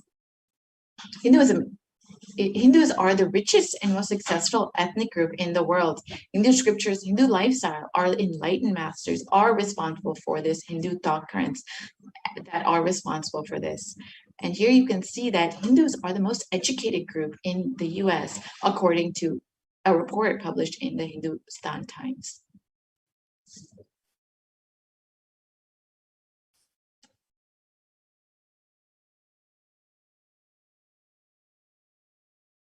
So let us reclaim our Hindu identity. It is not just anti-Hindu elements being active, but it is the responsible Hindus being inactive that is responsible for this whole destruction of Hinduism. Let us now take responsibility for Hinduism and let all the Hindus all over the world reclaim our Hindu identity.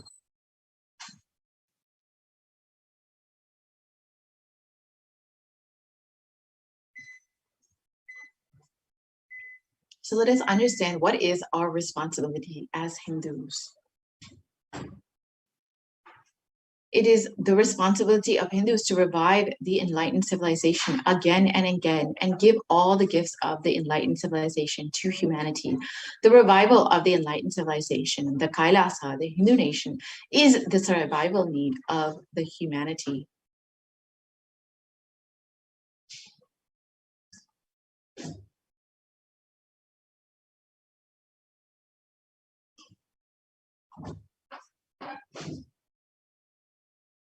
So now is an open invitation to all the Hindus, the born Hindus, the practicing Hindus, those who are sympathetic towards Hinduism, those who are curious towards Hinduism, who want to explore and enjoy Hinduism. Please come and be a part of the revival. You can sign up to be an e-citizen of Kailasa at kailasa.org and avail all of the benefits that Hinduism has to offer to the world. And let us now listen to the Supreme Pontiff of Hinduism's own words of why Kailasa is needed, why the only Hindu nation is needed for humanity.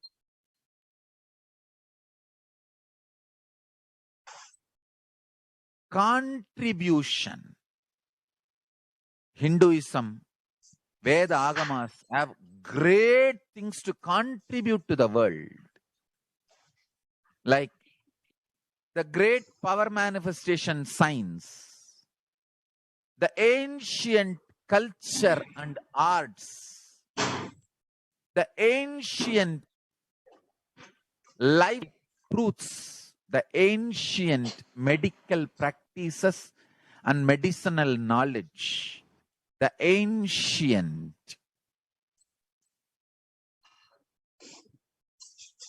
indigenous cultural heritage and jewelry, perfume, dance, music. In every level, Hinduism has so much to contribute. Veda Agamic traditions have so much to contribute. To share all this with the world, to contribute to the world.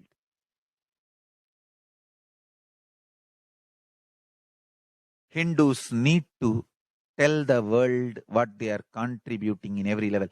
The brand of Hinduism itself is enriching and empowering and enlightening. Hinduism is all about enlightening the world. Empowering, enlightening, enriching the world. Contributing.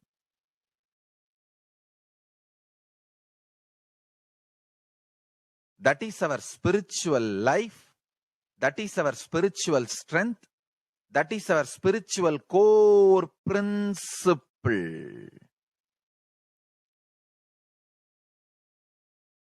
O humanity,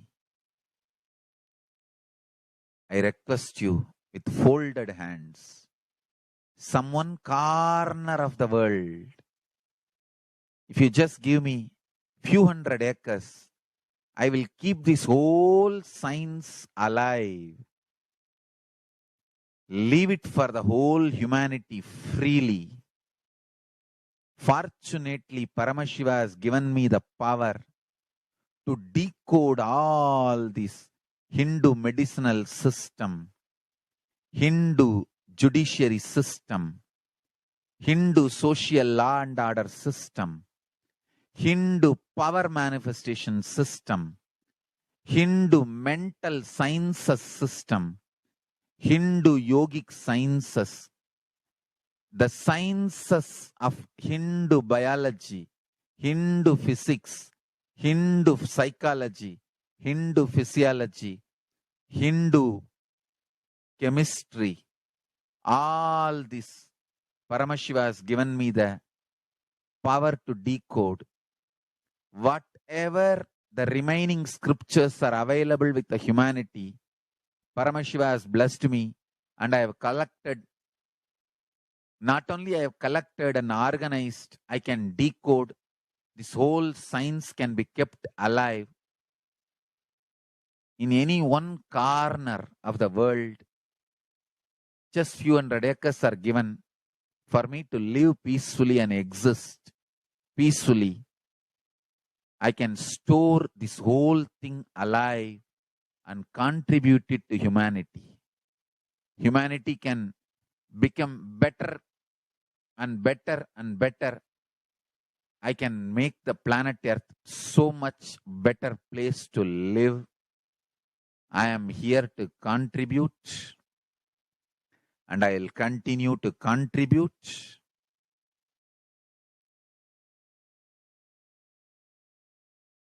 As long as I am allowed to live, I will contribute. I have collected all the remaining available scriptures, maybe 2 crore books. 2 crore means 20 million, I think, books on Hindu physics, Hindu chemistry, Hindu biology, Hindu physiology, Hindu psychology, Hindu law and order, Hindu social system, the power manifestation sciences of Hinduism, yogic sciences of Hinduism. I have collected, and Paramashiva has given me the blessings and power to decode. I have decoded and continuing to decode them. If the humanity, somebody is kind enough to give me few hundred acres in one corner of the world and let me live peacefully, I can keep all these scriptures there and go on sharing with the world, revealing these whole sciences to the world, and go on contributing. I don't need anything other than 1 cup of curd rice every day. That's all. A cup of curd rice per day over. I can go on be giving this to the world. I can add to the world. I can make the world better place to live.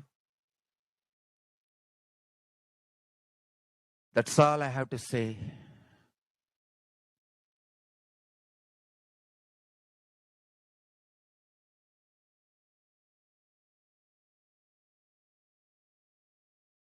Thousands of medicines are described deeply in ancient Siddha and Ayurvedic scriptures. Paramashiva has given me the power to decode them, read them, and properly translate and map them to the modern day human language. And I am ready to work 20 hours a day. I just need few hundred acres where I can sit peacefully and keep this library, run a Gurukul where thousands of people can learn this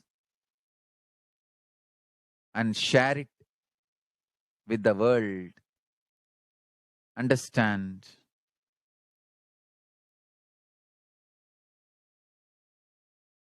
I am only interested in contributing.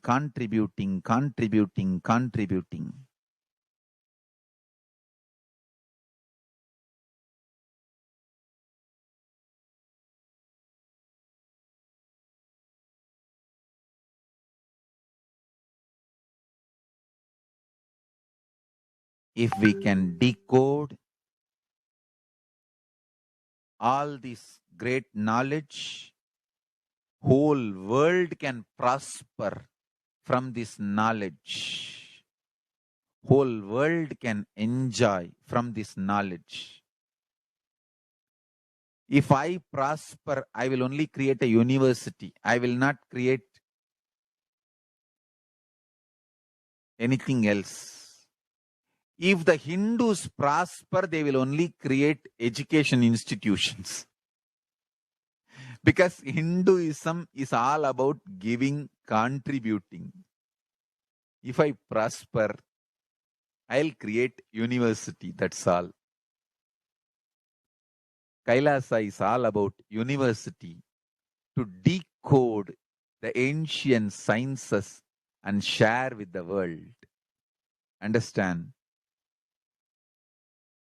Every day I am sitting and going on decoding, writing notes on my books and writing details on my books.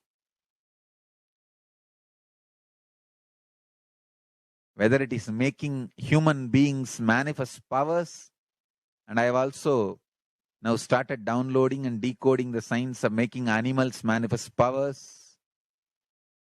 Whether making people manifest powers or healing,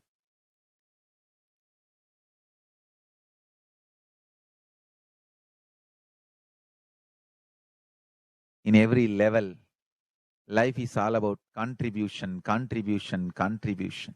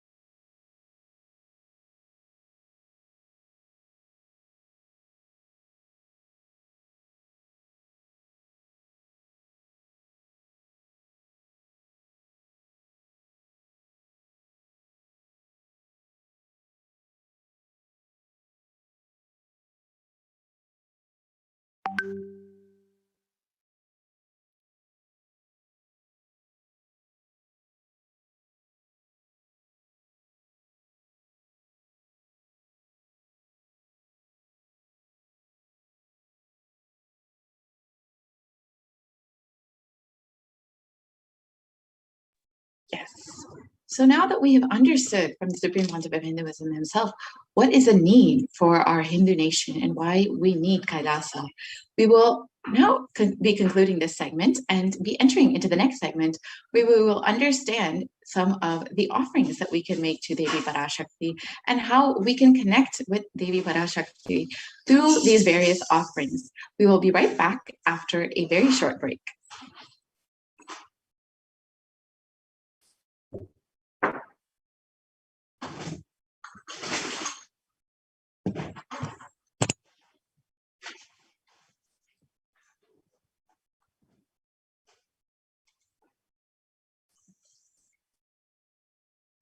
What I mean by the word e-Kailasa, listen intensely. Enlightenment ecosystem, literally enlightenment itself, in your own home, wherever you are. If you cannot come to Kailasa, it's okay. Kailasa can come to you. Kailasa coming to you is e-Kailasa.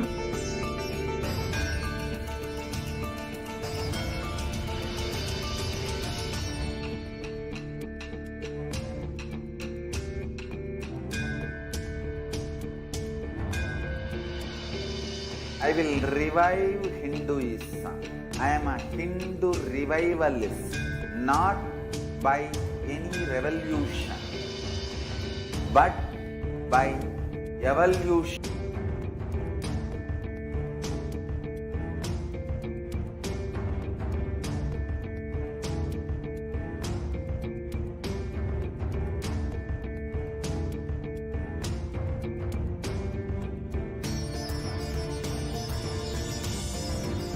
And setting model communities.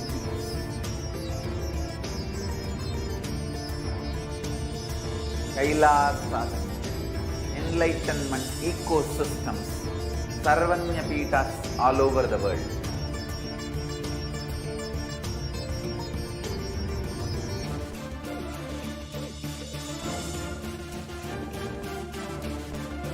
All powerful cognition, knowledge, only when you live power manifestation and possibilities manifestation happen. It's a fundamental truth.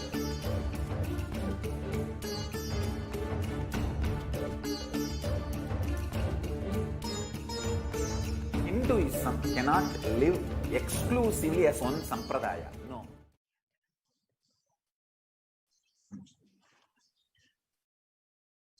Nithyananda. Welcome back to all the viewers.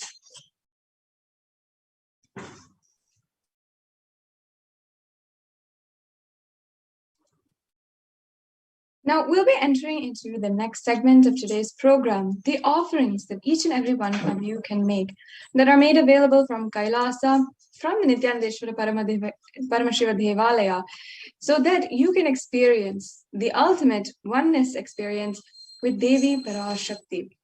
In the Hindu tradition, we often do these offerings for our birthdays, our different kinds of celebrations, our marriage anniversaries, or if a new baby is born, or if you are starting school for the first time, or if you are starting starting school for the first time, or if you're starting a new business endeavor or anything like that. We often invite God into our lives. We offer our respect, our gratitude for having guided us, protected us, and ensured the most auspiciousness happens in our lives thus far, and we request their guidance further in our lives. And you can really see that an offering is the giving of a divine gift of pure love, devotion, and oneness, and it consists of two parts, giving and accepting. And only when the divine accepts what one offers, the offering becomes complete. Offering is not made out of any fear or greed. As I was saying, it is a beautiful tradition, custom, where we're literally living with God. We enjoy their presence in their lives. We enjoy the presence of God. We enjoy that they are in our lives. We love to invite them continuously, no matter if it is our birthday or for our even if we are buying a new car or a new device or new something, we always are asking the blessings of God. And we always request God to be in our lives. And that is beautifully what the Supreme Pontiff of Hinduism is revived as the science of living enlightenment, literally practicing the presence of God in our lives. And any offering that you make is a beautiful way that you can have and experience enlightenment. You can experience the ultimate experience of oneness. Now, before we are entering into the next segment of today's program, let us first invoke the presence of Devi Parashakti, Manonmani, who is the beautiful form of Devi Parashakti sitting on the lap of Paramashiva. Yes, I'll just be chanting this Dhyana Shloka. Deeply sit and imbibe the sacred vibrations that I'm chanting in Sanskrit, the sacred mantras. This literally, even if you don't know the meaning, can literally conjure, can literally invoke the presence of Devi Parashakti amongst us now. So deeply, let us pray as we chant the Dhyana Shloka. Om Indunivabeda Karavahninayam Syat Pankajavaravaya Japakshasarayuktam Angahimabhushana Vichitravasanam Syat Tungamukatojvala Manonmani Swarupam. And the English translation.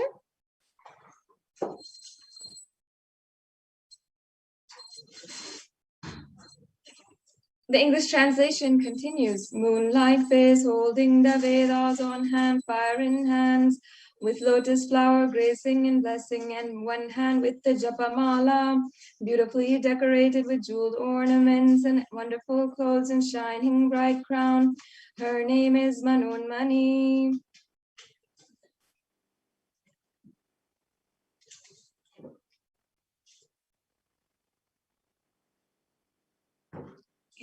And the next Dhyana Shloka. Dhyaye devim trinetram shashini bhavadanam vedahastam dadanam savye padmam varadam apare chabhayam chakshamalam divyera varana vibhar vibhushitatanum brahmadi vipujitam devimeva manonmanim pratidinam kamatra dhatrim shubham.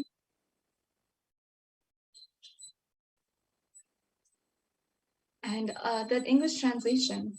I meditate on Devi with 3 eyes glowing like the moon and holding the Vedas, lotus and gracing with blessing and gracing hands. She is wearing beautiful ornaments and she is worshipped by Brahma and other many gods and showers auspicious boons for all actions every day.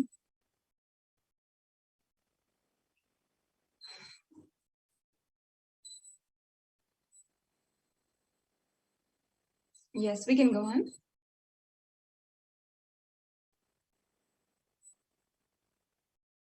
So now, before we enter, having thus invoked the divine presence of Devi Parashakti right now with these chants, let us now understand, before we enter into the exquisite array of offerings that we have for each and every one of you to do today, we can enter into the segments by understanding the significance of the divine element gold. And many of these offerings, as you will see, are in gold. They are offerings of gold jewelry. And you will see that even many of these divine offerings have Western equivalents, if we can say. It's not, and Western society has taken these jewelries, these ornaments, and implemented them in that society. But the significance, the higher context, the spiritual and sacred powers are all actually not lost and not known to the world. That is what the Supreme Court of Hinduism is emphasizing in reviving, bringing back the sacredness of each and every one of these offerings. And we must understand the sacredness of each and every one so that we can understand really the true importance of these offerings to Devi Parashakti. And many of you know and can experience or can relate with, understanding the value of gold. We might understand it superficially in an economic way or as a very valuable and precious metal. And we often give it as a gift when we are on Mother's Day, Father's Day, or on birthdays or weddings. We often give gold as a gift, and we know that it places value on a relationship. But what kind of value? How does it really give that value? It's not just economic. It's not just currency value that gold has. It actually has a sacred and divine property.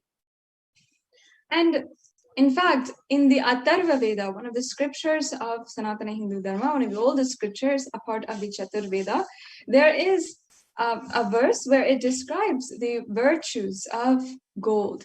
And I'll just be reading out here the English translation. As you can see, the Atharva Veda, chapter 5, line 28. And it says, triply born by birth is this gold. From the atoms of Agni is one. It becomes dearest to Agni. One fell away from the Soma when it was heard. One they call the seed of virtuous and powerful Apaha, watery molecules. Let that triple gold be for your long life.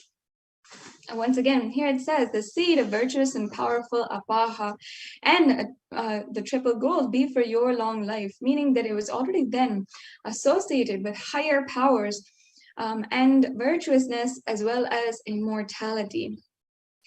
And as we were saying, beyond what we usually see or what we usually understand for gold, gold is a divine element. It purifies anything that it touches. It is an element of spiritual significance and great spiritual power of healing and enlightening. And the vibration of gold has the power to infuse sattva energy and positive thought currents in anyone who wears it or even anyone who operates in its vicinity. So this, as you can see, is a very significant part of gold. And thus, gold is present in all of the scriptures, the Vedas, Shrutis, Smritis, and Itihasas, in all of the Hindu Puranas, the Hindu scriptures. It is abundantly displayed that gold is the most auspicious and purest metal which purifies our being. In the Hindu civilization, everything was built in gold, exchanged in gold, and ritual feasts were offered in gold bricks. When one was to be saved from life-threatening illnesses, gold was to be offered as a ritual fee. And gold was in abundance and used for weighing equivalent amounts of commodities, including cows. Kingdoms were built in huge doors of gold, and the streets would have huge columns and huge archways of gold. And even the elephants, horses, cows, all the different animals, all the sentient beings who lived in coexistence in the society were all dressed and adorned in gold and literally worshipped as God.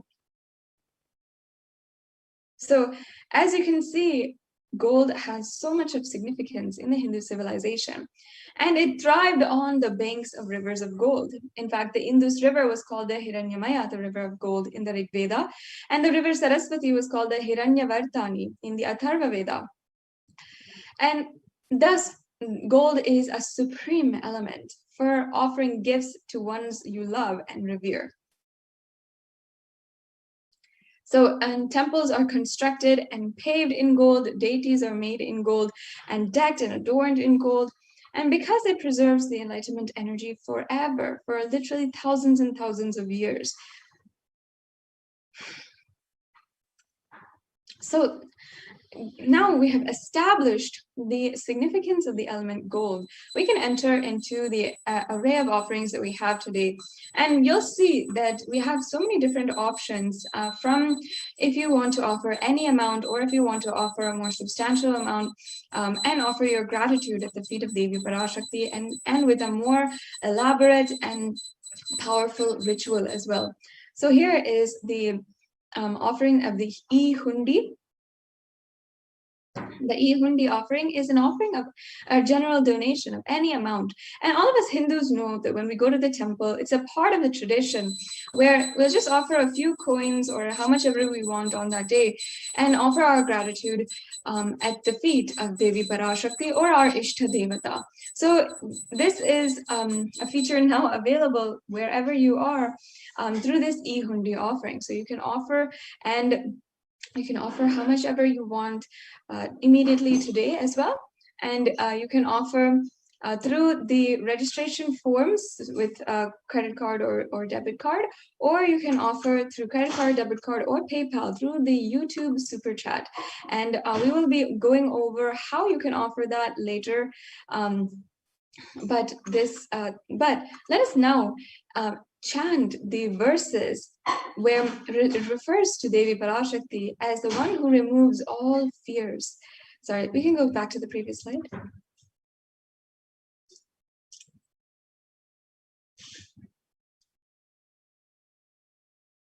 Yes, so I'll just be chanting the verse. Can we go back to the previous slide now?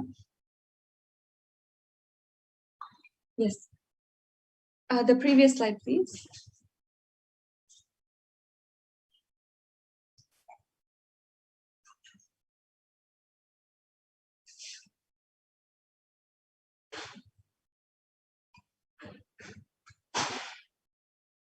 And the slide before that.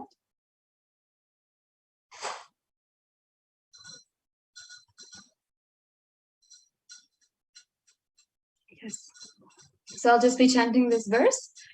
Bhakti Priya Bhakti Ghamya Bhakti Vashya Bhayapaha Shambhavi Sharadaradhya Sharvani Sharmadayini. Devi is fond of true devotion and is realized through true devotion.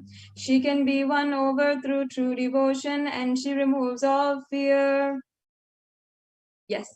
So as you can see, if you have any fear in your life, you can be sure to offer your fears. You can offer everything, and Devi is going to remove that just through this very simple offering today.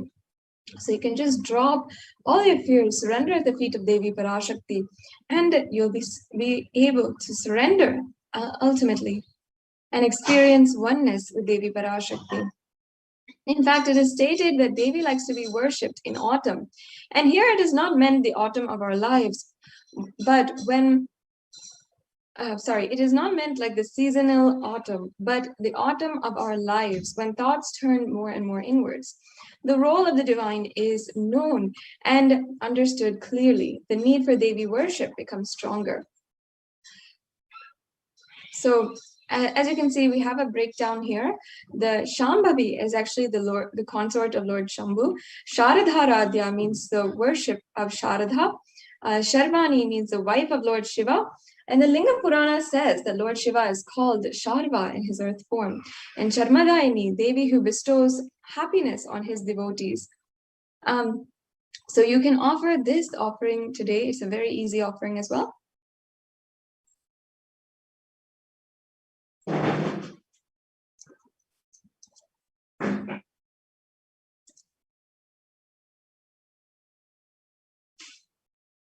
Yes. So the next offering is the Sankalpa chanting.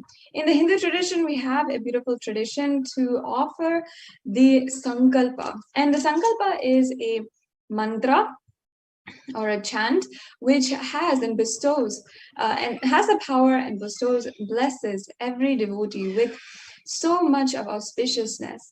And the mantra itself has blessings embedded within its lines of going beyond fear, greed, lust, and manifesting Shaktis, manifesting beautiful powers, and also achieving the space of oneness with Paramashiva, Parashakti, and at the feet of the Supreme Pontiff of Hinduism himself, the Nijavatara, who is gracing us with the Devi Parashakti darshan every single day. So this Sankalpa chanting offering is referred in the Devi Mahatmyam, chapter 12, verse 34, where it says, the goddess enchants this universe and she herself gives birth to this universe. That goddess being prayed without interest in anything gives that knowledge that leads to salvation and gives wealth in the materialistic sense. So the offering of this Sankalpa, the conscious resolution, blesses the person offering with all fruition of the desires and wishes which he is yearning for. The next slide, please.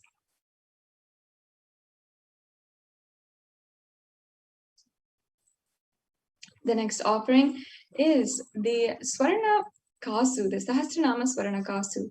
In the Lalita Sahasranama, verse 734, Devi Parashakti is described as Nama Parayana Prita, she who likes the repetition of her own names, and her various names. So this is the offering as an ode and tribute to that. We're offering the 1008 names of Devi Parashakti, and it's actually a very special offering because we are offering this Archana to the Mahameru of Devi Parashakti. You can offer the gold coin inscribed with each of these 1008 names and receive the blessings to have the Ananta Kalyana Gunas, all of the divine qualities of Devi Parashakti. So if you'd like to go ahead and proceed with any of these offerings, you can go to tiny.cc/Devi-offerings. If you want a little bit of help and you're not sure how to make the payment, then you can stay tuned and we will be going through how you can pay in just a few minutes. We'll now proceed with the next offering. This offering is the Mukta Anguti, the pearl ring. And I'll just chant the verse here. Muktaharanala satkirita ruchiram purnendu vaktra prabham shinjannu purikinkini manidaram Padma Prabhavasuram Sarvabeta Palapradam Girisutam Vani Rama Sevitam Meenakshim Pranatosmi Santatamaham Karunyavaram Nidim. And the English translation says, I bow down to the goddess Meenakshi, whose crown has garlands of pearls and face shining like the full moon, who wears anklets that are studded with gemstones and has small bells, who is shining like the splendor of a lotus, who grants all wishes, the daughter of the mountain, and who is worshipped by goddess Vani and Rama. I remain ever bowing to the goddess Meenakshi, the ocean of compassion.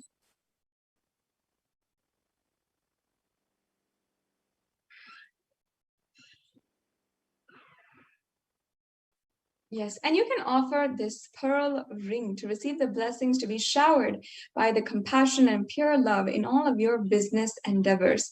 Devi Meenakshi is the one who literally manifested Kailasa on planet Earth and ruled the whole 56 deshas as one civilization under one rule. So from her itself, the sovereign queen, the divine sovereign queen, you can receive the blessings to fulfill your highest ambition. The next slide, please.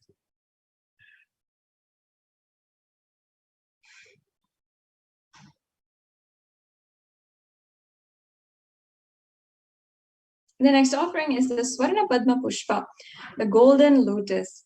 And in fact, in the Kamika Agama, the golden lotus has a reference, and it says here that all the kalasas should be wound around with suitable thread and covered with new cloth. They should be adorned with a lotus flower made of gold.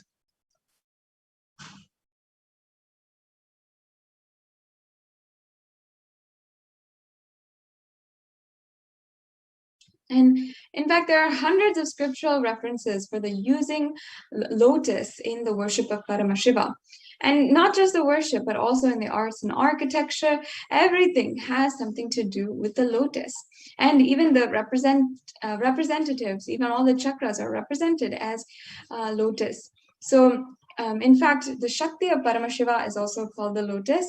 And the base of the Paramashiva Linga is also the lotus, and the disciple of Paramashiva is also considered as a lotus. So you can offer this golden lotus in any size that you wish to be blessed to have the state, space, powers, and being of Devi Parashakti in your inner space amidst any and every adverse situation in your life.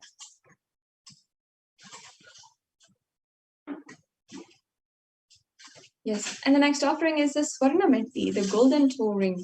The toe ring is actually a very sacred, a very ancient Hindu custom, which is adorned on the feet of married women upon their marriage. And upon their marriage, they are literally given this toe ring with a ritualistic ceremony. And in that way, they are worshipped as Devi Parashakti. And in that ceremony, they are literally invoked as Devi Parashakti. And that is why they're given this gold, they're given this ornament. So I'll just be chanting that very verse that references Devi Parashakti as the one who liberates all karmas just from her feet. So we'll say Nakhadiditi samchana namajjana tamod guna Padadvaya Prabhajala Parakruta Saroruham, you whose brightness from toenails destroys the darkness of ignorance from the minds of your devotees who prostrate at your feet, you whose brightness from your 2 feet overpowers that of the lotus flower. The next slide, please. The next offering is, So yes, you can offer the toe ring to Devi Parashakti, adorning her sacred feet to be in constant gratitude for receiving her blessings, even in the most difficult aspects of life.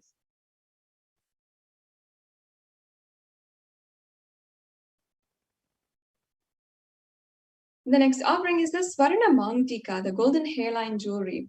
And this is another offering which is a traditional piece of jewelry. And in fact, this Mangtika goes from the crown of the head to the forehead, and sometimes it spans the entire head as well. And this is referred in the sacred scriptures where Devi Parashakti is described as Shuddha Sarabhi Varshini, meaning she who makes the nectar flow in all of our nerves from the Sahasrara, she who gives the very pleasant experience of the enlightenment. The Mangtika represents the nectar flowing from the Sahasrara chakra, which is fully opened. The Sahasrara chakra is the chakra at the crown center. And literally when that lotus is in bloom, and when that lotus is fully ripe and blooming, the nectar which is flowing from it is described as represented by the Mangtika. So you can offer the Mangtika to Devi Parashakti and receive the blessings of achieving the blissful state of overflowing gratitude and the space of complete completion. The next slide, please.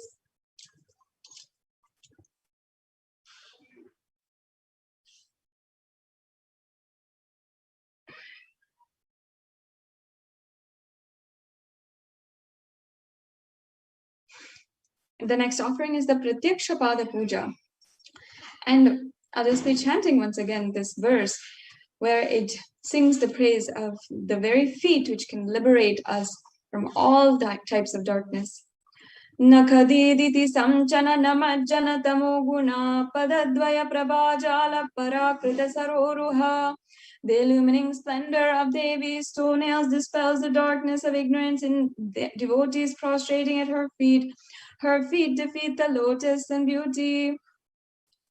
Now, in Shlokam number 83 of the Saundarya Lahari, which states that the nails that have been sharpened by constantly being touched by the crowns of celestial beings who always prostrate before Devi.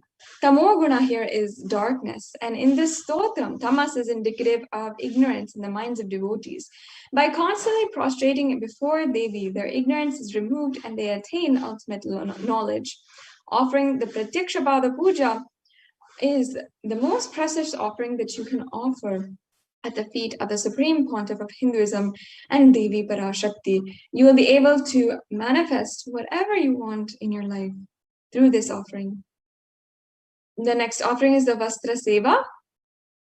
Again, this offering is at the feet of the Supreme Pontiff of Hinduism, which offers you any kind of protection that you want and gives you the assurance of the protection of the divine.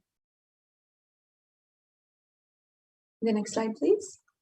So this brings us to a conclusion of all the different offerings that we have today. You can see we have a summary table here in the next slide. The Ihundi offering, the Sankalpa chanting, the Devi Sahasranama Kasu, the Mukta Anguti, the Swarna Padma Pushpa, the Swarna Mitti, and the Swarna Mantika, the golden hairline jewelry, the Pratyakshapada Puja, and the Vastra Seva.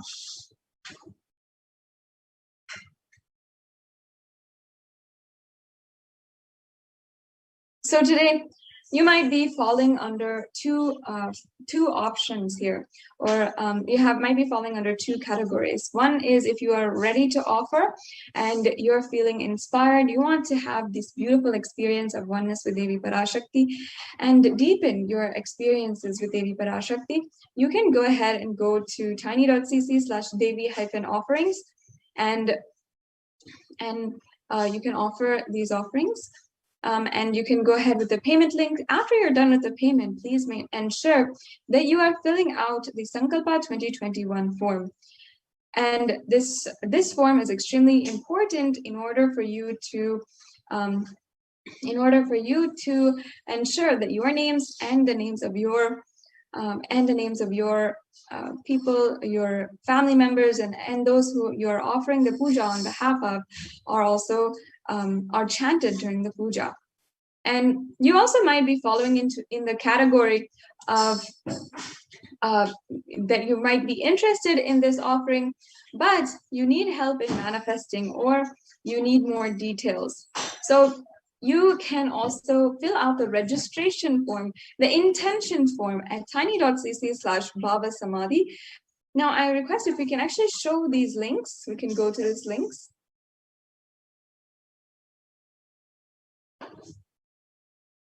We can go to the tiny.cc/Devi-offerings link. And we'll be able to just show these links. Yes. So while we get that to you, I request each and every one of you to, once again, you can consider making these offerings. And even if you are, wanting to make a general donation or any kind of offering today, I strongly encourage you can manifest this offering today itself and do it out of your complete gratitude for Devi Parashakti.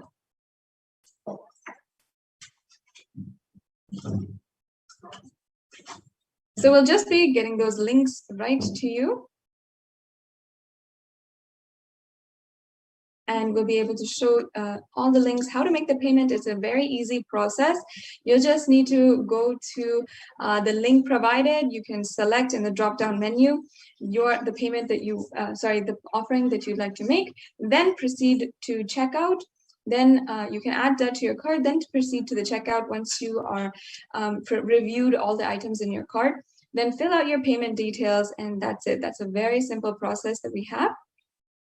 And there's also another option where you can also donate through the YouTube Super Chat. YouTube Super Chat is another feature where if you are a member of our YouTube channel, Kailasa's HDH Nithyananda YouTube channel, you can become a member, and then you can click the $ in the right-hand side below the chat and make a donation through the Super Chat option or the Super Sticker option. So this brings us to a conclusion of today's segment, in today's program. We'll now be entering into the next segments, where we'll understand from the representatives and administrators of the Adi Kailasa Nithyananda Peetham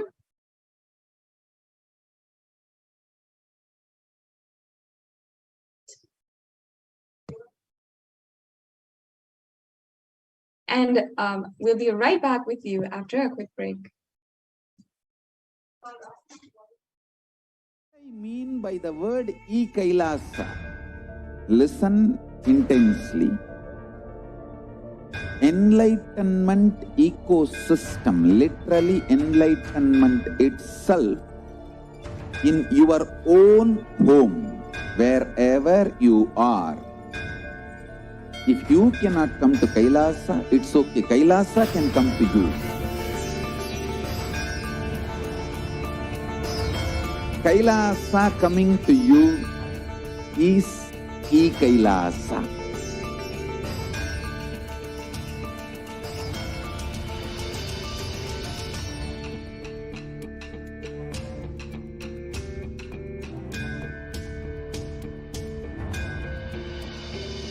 I will revive Hinduism.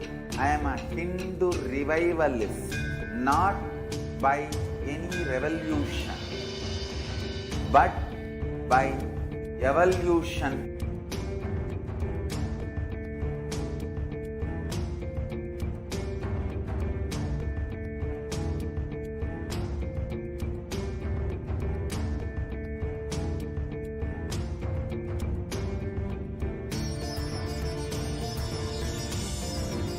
And setting model communities.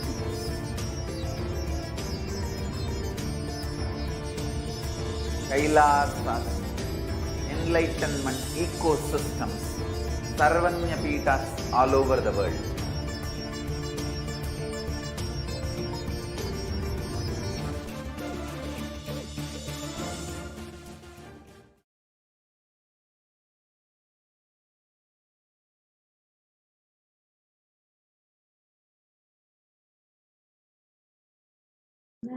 Nithyananda, with the Supreme Pontiff of Hinduism, Jagat Guru Mahasannidhanam, His Divine Holiness Bhagwan Nithyananda Paramashivam blessings. Let's start our next segment. Welcome back.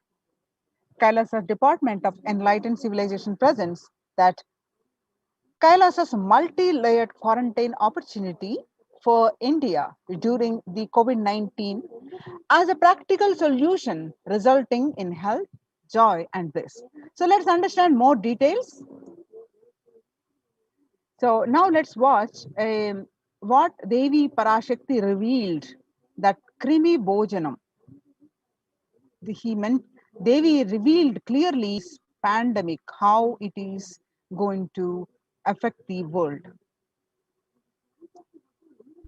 நீ சொல்லும் நபர்கள் போடும் சண்டை சச்சரவெல்லாம் எரியும் பெருநெருப்பில் இருக்கும் இரண்டு எலிகள் போடும் சண்டை போன்றது. யார் சரி யார் தவறு என்பது இப்பொழுது முக்கியம் அல்ல. உயிர் காத்துக் கொள்ளுங்கள், எல்லோரும் நன்றாய் புரிந்து கொள்ளுங்கள்.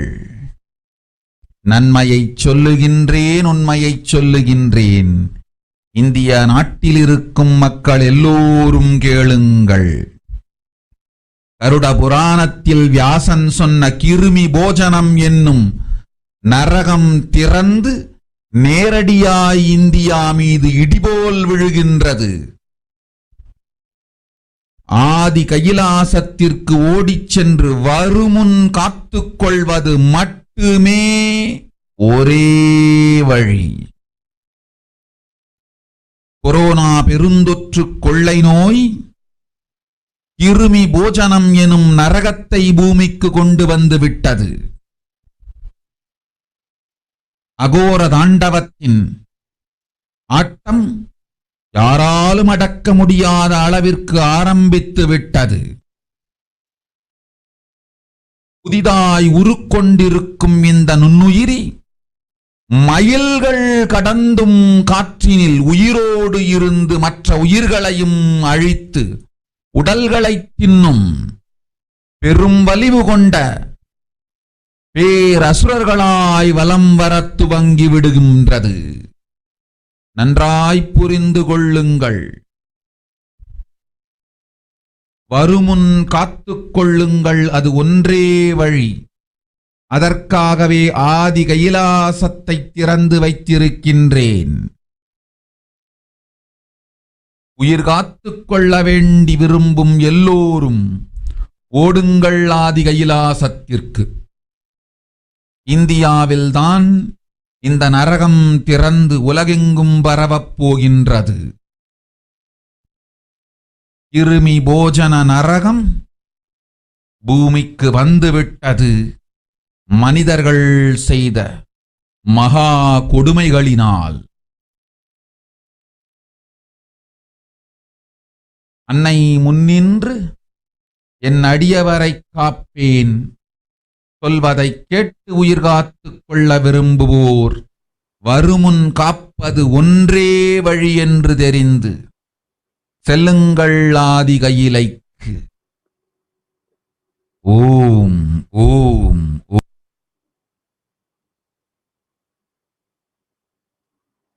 The translation of this revelation on 31st May 2021, Devi revealed that everyone in India, all of you listen, the hell of Krimi Bhojanam.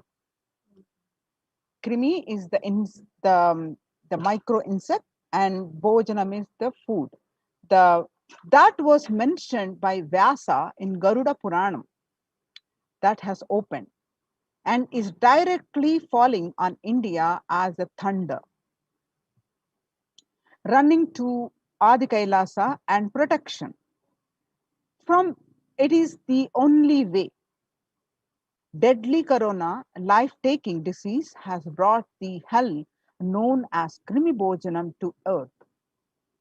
The dance of Aghora Thandava, which no one could control, has started.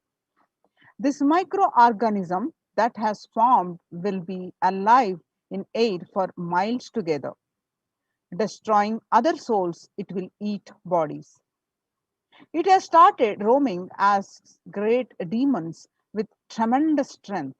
Understand properly. Prevention is the only way. For that, I have opened Adi Kailasa. For those who want to save their lives, all of you run to Adi Kailasa. Only in India, this hell is going to open and is going to spread to the whole world. The Krimi Bhojanam hell has come to the earth because of the suffering done by humans. Mother, I will protect those who are at my feet, those who listen to me and wish to save their lives, learning that prevention is the only way. Go to Adi Kailasa. There are various scriptural references for this Krimi Bhojanam.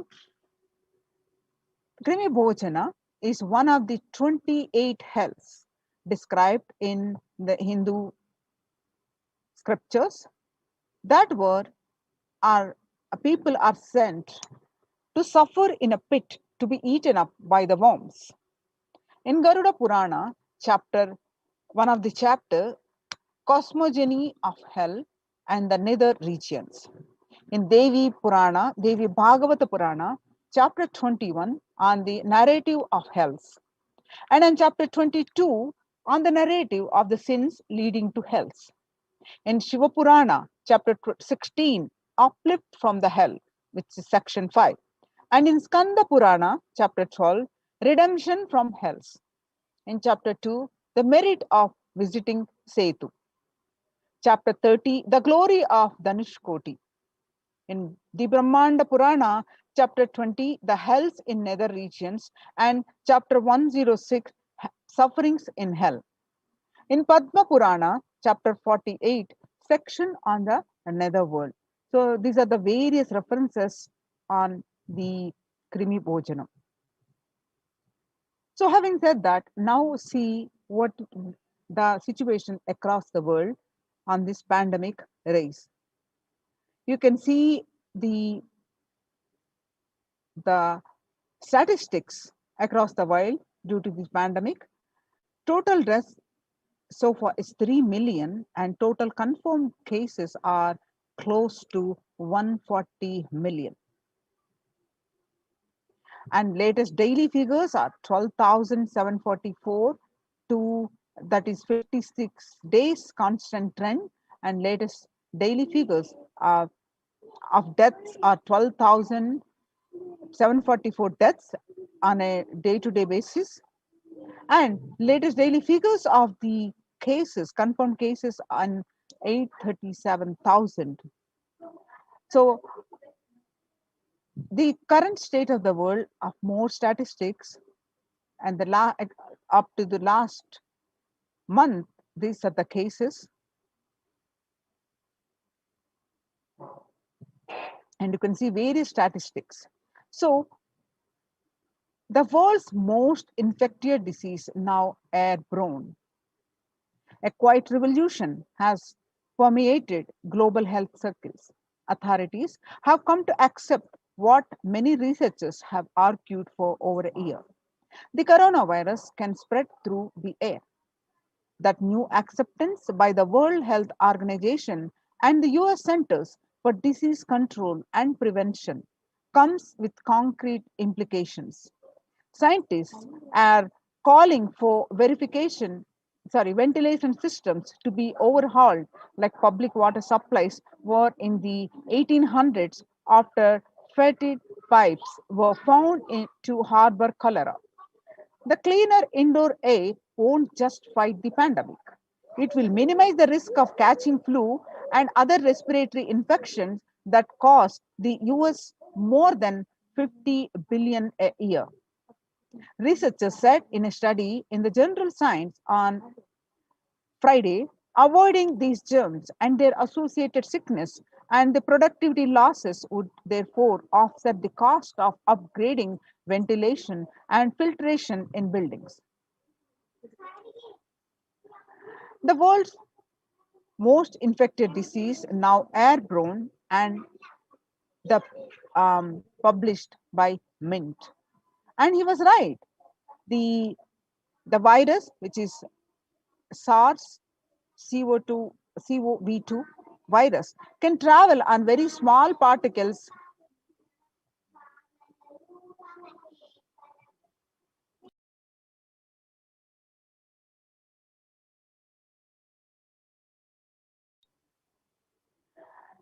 but can build up inside indoors. These particles can affect people who stay more than 6 feet away.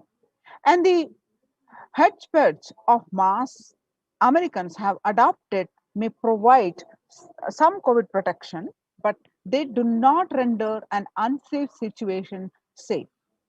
Through scientists have been discussing airborne transmission for months.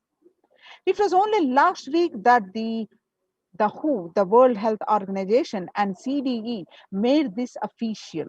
With the vaccine rollout still in its early days across the world, those officials should follow this belated admission with guidance that unvaccinated people can use to minimize their risk.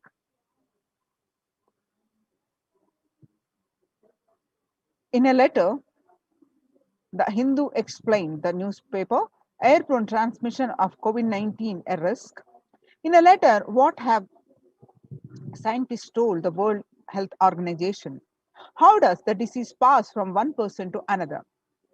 The story so far is on Monday, July 6th, 239 scientists from 37 countries put put their signatures on an open letter that said COVID-19 is also transmitted via aerosols. Title: It is time to address airborne transmission of COVID-19. An address to the World Health Organization, they said that there was enough evidence to show that viruses are released during exhalation, talking, and coughing as micro droplets small enough to remain aloft to and pose a risk of exposure at distances beyond 1 to 2 meters from someone who is infected. Over 3 to 6 feet recommended for physical distancing between people to avoid transmission. You can see the various statistics starting from Tamil Nadu. The confirmed cases are on a daily basis 10,072 and an active 9,099. Recovered are only 26. And the more statistics you can see in Tamil Nadu.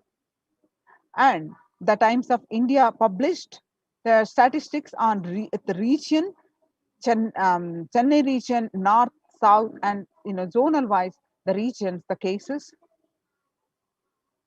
And you can see the various statistics of daily cases and recoveries, deaths.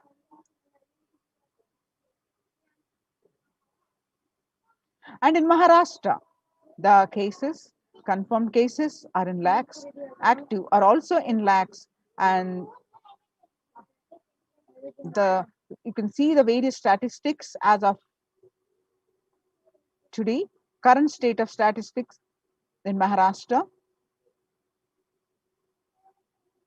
Mumbai, and case summary in Mumbai, what it was in June 2nd, 3 lakh cases per day to 7 lakh cases, active cases per day.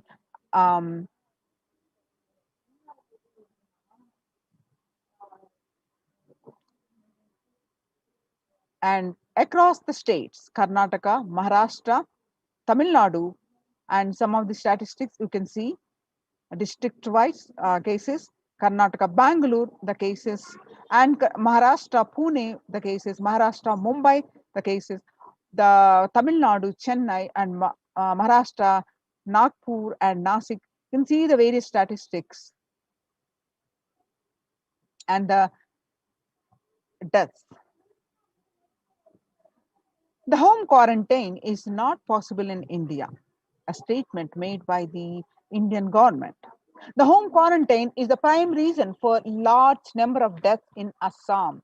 The Himanta Biswa Sharma said, Assam Chief Minister Himanta Biswa Sharma said that the home quarantine is one prime reason for the large number of deaths during the second wave of COVID-19 in Assam. The Assam on Monday witnessed 92 deaths, which were the highest single day deaths in the state. Sharma said that we have seen more death cases are happening from home isolation as several people do not keep oximeters and some do not read the counts in the meter properly.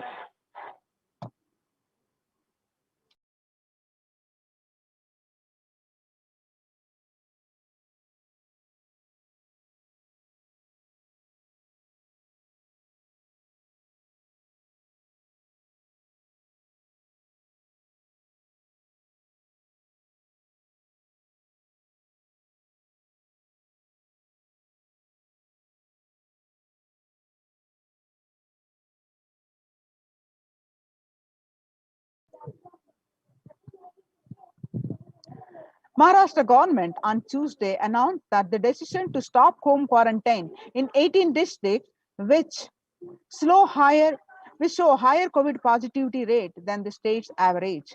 The state's public health minister, Rajesh Tope, said that the decision taken to ensure better healthcare facilities to patients in districts which are showing a higher positivity rate.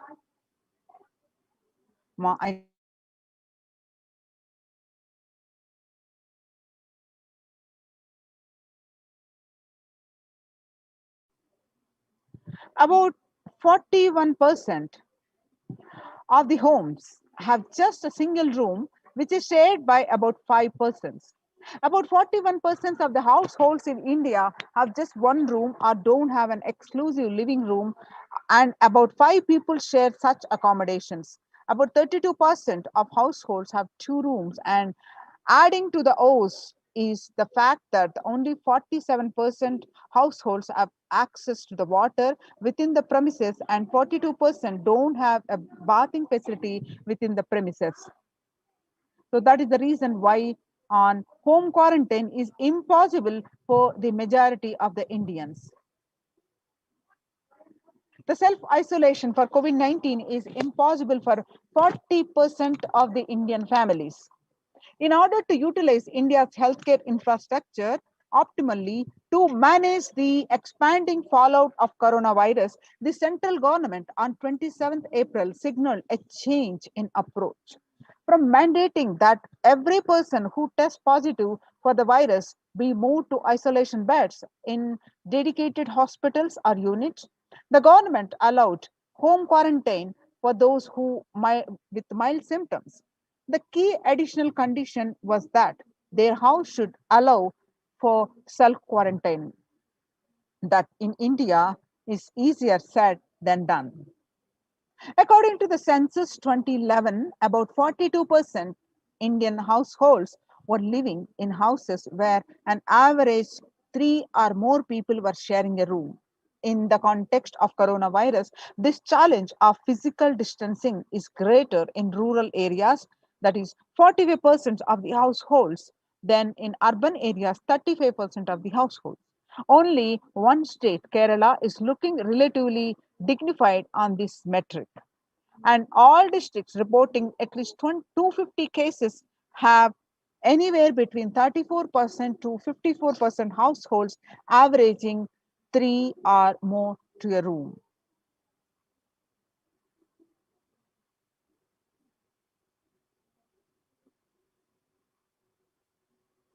You can see a picture.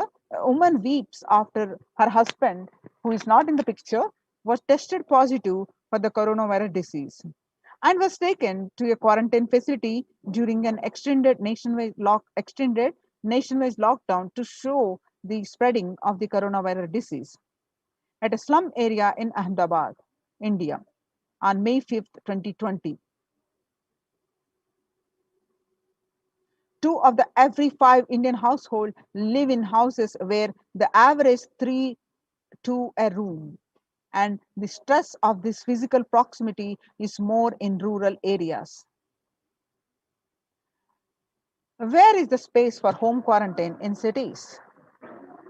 In New Delhi, Health Ministry last week said most cases of coronavirus had been asymptomatic or mildly symptomatic, and had advised home isolation for such people.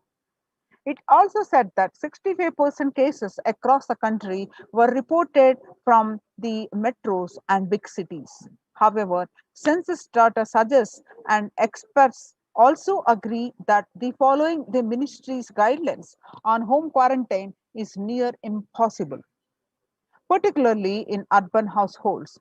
The guidelines on home quarantine say the person showing COVID-19 symptoms has to remain isolated in a well-ventilated room, preferably with an attached toilet.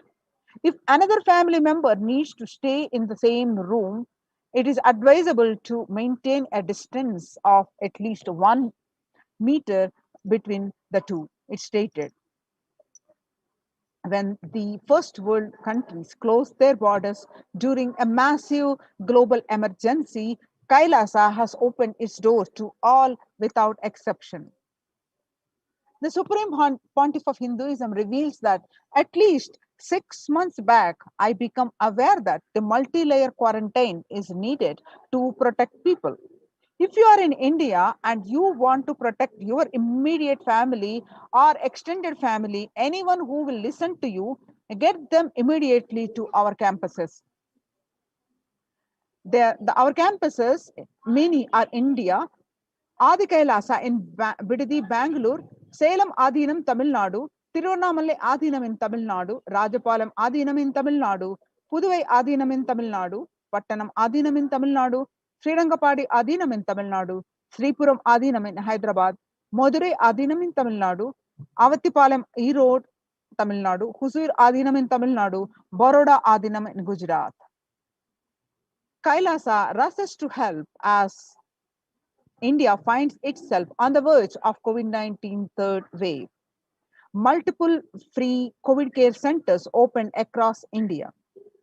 Various social services offered during the pandemic in Nithyananda ashrams across India. The spiritual services offered during the pandemic in Nithyananda ashrams across India. The cosmic revelations on the global pandemic. The free social services offered during the pandemic in Nithyananda ashrams across India, which includes medical care, which consists of allopathy, Ayurvedic, and Siddha medicine, and a free the fire safety equipment maintenance, infrastructure to accommodate thousands, the accommodation for multi-layered quarantine, emergency ambulances, ICU on wheels, personal protective medical equipment, and groceries collected for Annadan and organic farming. Join now in one of the COVID care protection centers. Register now through the link below, https://kailasa.org/Kailasa care. Now let us see some of the glimpses from Kailasa's the Department of Health on COVID protection for Adi Kailasa Sarvajna Peetham. Immunity boosters and COVID care. The supplements on allopathic immune boosters are zinconia, vitamin D, and vitamin C. And the immunity boosters and COVID care through Ayurvedic medicine. The immunity boosters are being provided to protect all the residents of Adi Kailasa Sarvajna Peetham. The immunity boosters and COVID care streaming once a day with tulsi, eucalyptus, nochi, and turmeric leaves. All these herbal leaves are taken from the healing trees here in Adi Kailasa. Twice a week, consumption of Kabasura Kundinir, a mixture of pepper, ginger, and clove, and other ingredients extensively aimed for boosting the lungs, improving the respiratory system, and treating infections conditions such as cough, cold, and fever.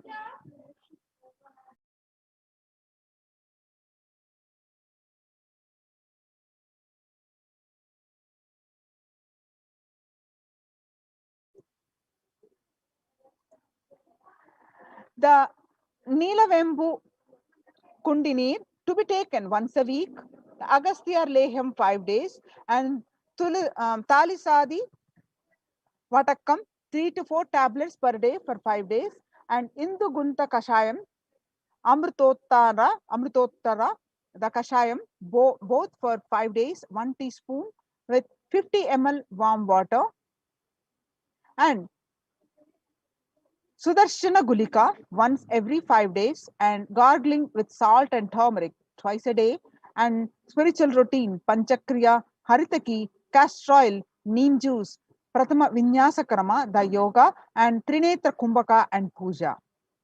The basic sanitization and safety practices include disposal of soil pads and infected material and non-biodegradables done through incineration. The RO water systems for drinking water, the cleansing and sanitization of overhead tanks, regular deweeding, maintenance and repair of electrical circuits, and communication facilities for safety of the residents, and compost pit falling with biodegradables. The diagnosis COVID care quarantine methodology includes immediately upon arrival to the campus, occupants will be quarantined for 15 days. The swab test, the RT-PCR test to be done on day 5 of quarantine. All food handlers to be wearing masks and gloves and keeping distance. Disposal of waste food to be done with gloves and masks. Disposal of gloves and masks by the incineration, and in case of kits ready at hand to take a COVID positive potential to hospital. The hand washing and infection control, washing hands as often as possible, thoroughly with the soap and water or with alcohol-based hand sanitizer. Avoid sharing any items, that is example, dishes, drinking glasses, cups, eating utensils, towels, bedding, or other items with other residents in the Adhinam. The mask protection. Wear a mask at all times when and if exposed to vendors or outside people. Double layer cotton masks should be changed every day up to 24 hours and can be reused after washing with detergent and sun dried. If it gets wet by saliva, secretions, or sweat, change it or wear a dry mask.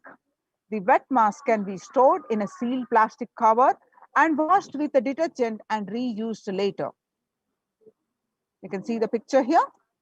And the face shield. A face shield will be provided as an extra protective wear for people at the gate, interacting with the vendors, outsiders. Use of hand sanitizer, hand washing, regular steaming, taking of preventive kashayams, turmeric salt water gargling, and bathing with washing of clothes with history of any exposure. If symptoms appear, the cough, fever, difficulty in breathing, he or she should immediately inform the medical person in charge immediately. The standard operating procedures include quarantine rules. First line of quarantine, the people in the first circle who are in contact with the vendors. Area of stay conform to the outermost area where the communication with the outside is happening with the vendors, etc. Stay in a well ventilated single room, preferably with an attached separate toilet. Person should not come into contact with inmates of Adhinam, especially elderly people, the pregnant woman, children, and persons with comorbidities, that is hypertension, diabetics, heart problems, asthma, etc. Restrict his or her movement within the area or room, first line of quarantine.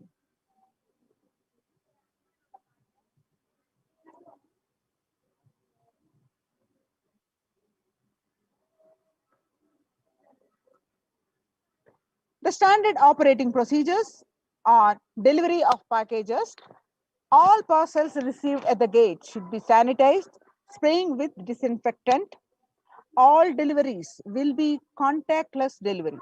Wearing of face coverings and hand gloves are mandatory if contactless delivery is not an option, or request the delivery to be left in a protected and isolated place. The outer packaging of the item or product will be disposed before it enters the Adhinam. Packages will be quarantined before being delivered. All the delivery bags, boxes, containers will be thrown away after transferring the items to their respective places. All surfaces of the package will be cleaned with a simple disinfectant and left to dry. All hands which are handling the packaging will be thoroughly washed with soap and water or antibacterial solution frequently. All mail and packaged products which are non-perishable will be left outside for 24 hours before using them. Disinfection, that sodium hypochlorite, the bleach or chloride, will be used 1 teaspoon of bleaching powder in 3 cups. Alcohol at 70 to 90% will also be used for surface disinfection. Clothes to be washed separately with detergent and dried. Sharing of items is strictly prohibited. This prevents the spread of the virus.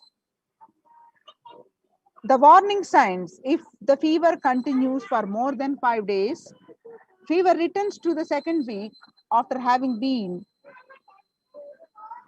there for a day or two, fever more than 101 Fahrenheit after day 4, and resting heart rate over 110 when there is no activity happening, breathlessness, tightness in the chest.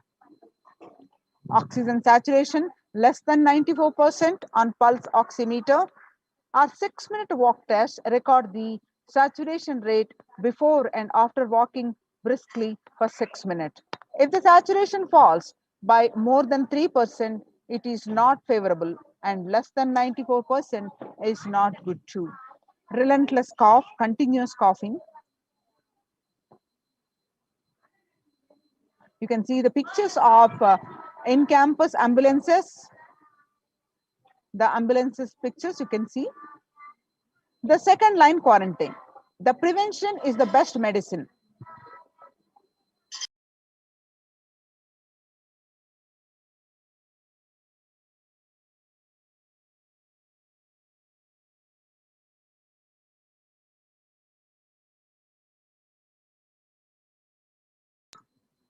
Prevention is the best medicine. In the second line quarantine, people who come in as newly will be given a separate room with toilet facility. Under no circumstances will they exit the room. Their designated quarantine person picks up the food after the person who serves the food is at safe distance of 6 feet. The food will be placed outside the door. The monitoring the quarantine, monitor the temperature, pulse rate and oxygen saturation levels once a day or more often if the person is symptomatic. Please speak with the medical team. Take paracetamol if temperature is more than 99 Fahrenheit. Ensure good hydration. Have a nutritious diet and steam inhalation twice daily, and salt and turmeric hot water gargling twice daily. Ayurvedic and Siddha medication will be given as per the instructions. Doctor will be contacted if there is worsening of symptoms for specific management, which could be further consultation, investigations, and treatment. Residents will be asked to continue taking medications if they are on a blood pressure, sugar, heart elements, etc. Doctors will be consulted if comorbid conditions pose a higher risk. Residents on medication will be asked to bring 2 months of supply till the Adhinam is able to organize the medications for them. Residents will be asked to take a long deep breaths, pranayama, lie in prone position on the tummy as much as possible so that the lungs expand well. If there are no symptoms, the person will come out of quarantine after a total of 15 days. The test will not be repeated if clinically well. If there are symptoms, the person will need to be retested and need medical opinion and necessary investigations and treatment. The common symptoms which will look out for: fever, sore throat, fatigue, excess tiredness, cough, mostly dry and wet cough in some, and body aches, headaches, loose stools, vomiting, loss of sense of smell, loss of sense of taste, exhaustion, giddiness, and fainting. Previous mentioned symptoms will be provided with immediate evaluation and hospital care. Early detection of these warning signs and identifying the timeline is very crucial for better outcome. These will be monitored very closely and is the most important thing that needs to be done. Identifying day one of symptoms is a very crucial in the management with respect to monitoring and treatment protocols. Day one would be when the very first symptom started. Investigate for the possible source of contact. All the people who have come in close contact 3 to 6 feet range with the primary case in the last 3 days need to be isolated separately and monitored for the symptoms as well. Infectivity starts 0 to 3 days before the onset of the symptoms, and the infected person sheds the virus till 9 days. Above symptoms in various combinations signals the possibility of COVID, even though the same symptoms can happen with any viral infection in a pandemic, and it is to be considered as the possible diagnosis until proven otherwise. The rare presentations are known: rust, rash on a body, bluish discoloration of the fingers and toes, sudden onset of breathlessness, heart attack, strokes, paralysis of the limbs. Any suspect could case should be immediately isolated.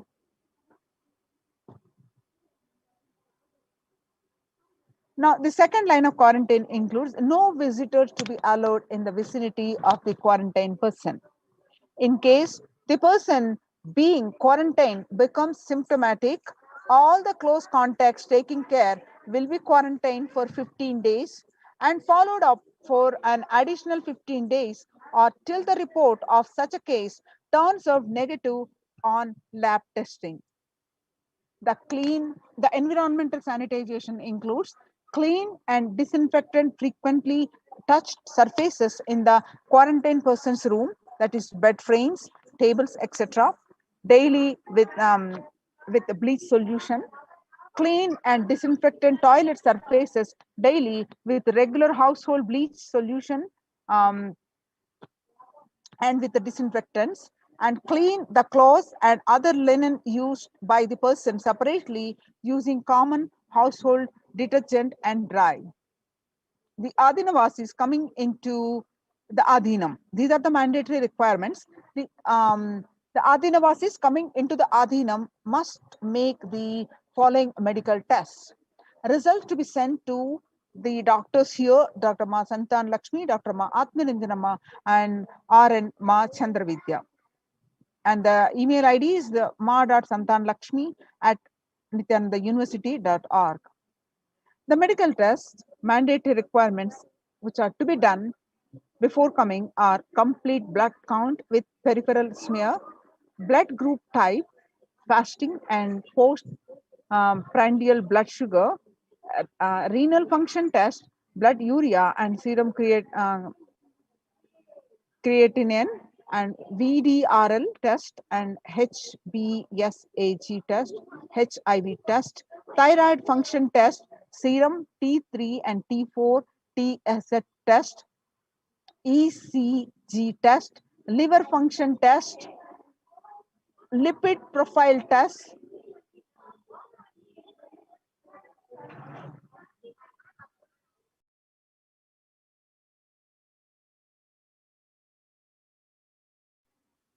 medical test. Please get your RT-PCR test for COVID-19 taken 2 days before coming into the Adhinam and send it to the previous mentioned email address to get clearance. The medical team will communicate to the admin of the respective Adhinam with regards to the medical status and approval status. Once communicated, the person should come into the Adhinam within 24 to 48 hours of the test. If there are any pre-existing medical issues like hypertension, diabetics, or any other chronic diseases and comorbid situation, please bring in the recent reports and the prescription from the attending doctor. A medical form will be need to be filled in by all the new occupants. A legal disclaimer will also be required to be signed. The quarantine rules includes all the people in quarantine will be monitored for temperature rise, oxygen status, and other symptoms during the period of quarantine. Anyone with symptoms should be reported immediately. The designated quarantine person will be responsible to monitor the pulse oximeter and temperature daily. The equipment should be sanitized after every use, and knowledge for the same will be given by the medical team. The report of these recordings will be reviewed by the medical team daily. During the quarantine period, certain Ayurvedic and Siddha preparations, steaming, saline, and turmeric water gargle, and other immune boosters will be given by the caregivers, which has to be followed strictly. After 15 days, they can be out of quarantine. Please follow the basic guidelines of living in the Adhinam, some of which are listed below. Smoking, drinking, drugs, substance abuse is strictly prohibited. Consumption of non-vegetarian food is strictly prohibited. Illicit sex is strictly prohibited. Please follow the basic etiquette like traditional Indian clothing, personal and environmental cleanliness, and hygiene. The following measures below will help prevent in the spread of the infections in the Adhinam, such as cold, flu, and stomach bug and protect the Adinavasis. Make sure the workplaces are clean and hygienic. Surfaces such as desks and tables and objects that are telephones, keyboards need to be wiped with disinfectant regularly to prevent. Promote regular, thorough hand washing by Adinavasis. Please keep sanitizing hand rub dispensers in prominent places around the workplace. Make sure these dispensers are regularly refilled. Daily posters promoting the hand washing. Display the posters promoting the hand washing skill. The virus washing kills the virus on your hands and prevents the spread of infection. Promote good respiratory hygiene in the workplace. Display posters promoting the respiratory hygiene. Good respiratory hygiene prevents the spread of infection. Anyone with even a mild cough or low grade fever, that is 37.3 Celsius or more, needs to be monitored by health personnel with isolation even if symptoms are mild. They should wear ordinary surgical face masks rather than N95 face masks in their quarantine room. Medications such as paracetamol and ibuprofen are as symptoms of infection. Ensure the pre-order sufficient supplies and materials, including masks, tissues, and hand sanitizers for all the people. The travel in case of emergency, the travel precautions, travel outside the Adhinam must be discussed with the medical department. No one is leave the premises without approval. Plan of action. When someone is infected with COVID-19, the plan should cover putting the ill person in an area where they are isolated from others. Local health authorities will be notified. The medical team have a working relationship with a good hospital for any medical emergency. Please note down emergency contact numbers of the hospitals where you may have to shift people to. All the medical team members and the admins will have it with them for immediate reference. You can see the pictures of oxygen concentrator in case of emergencies. Join now in these COVID care centers, protection centers. Register now through the link below, https https://kailasa.org/kailasa care. The spelling I'll read out, https://kailasa.org, kailasa.org/kailasa care, KAILASAKE, Kailasa care. So now we will move on to the next segment after a short break.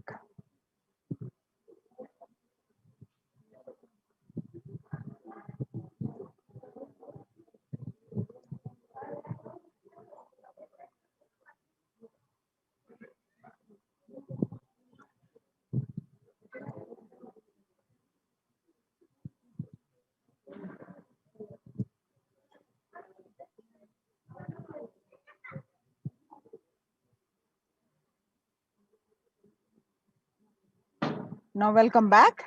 The Kailasa Department of Enlightened Civilization presents, with the blessings of the Supreme Pontiff of Hinduism, Jagadguru Mahasannidhanam, His Divine Holiness Bhagwan Nithyananda Paramashivan's blessings, multi-layer quarantine COVID care protection centers at the de facto spiritual embassies of Kailasa, how they are functioning, and we'll learn more details. Before that, again, we'll see one more round of the world.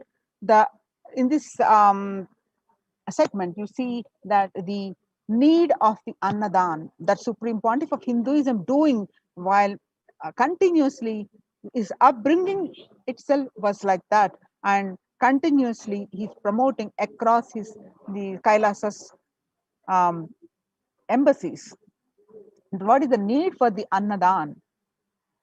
If you see the world today, COVID-19 is creating a hunger catastrophe in India.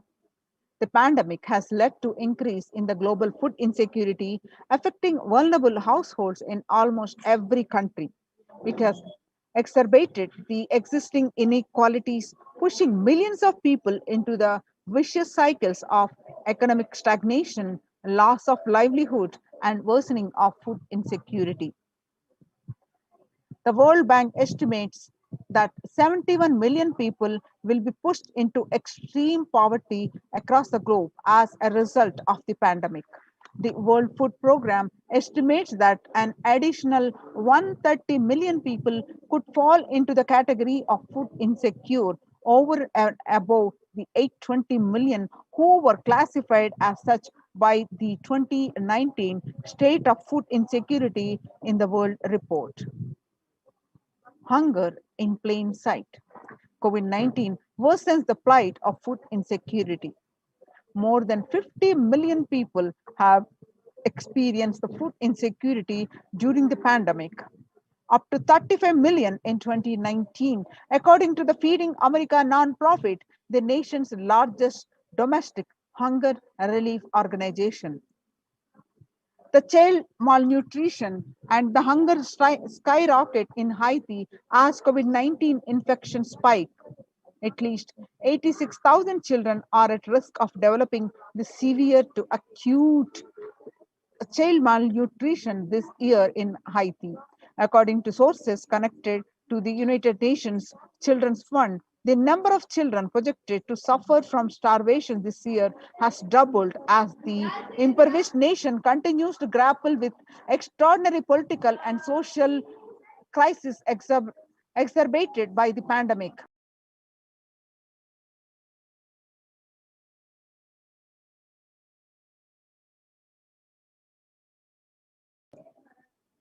Refugees are paying the highest price in the COVID-19 pandemic.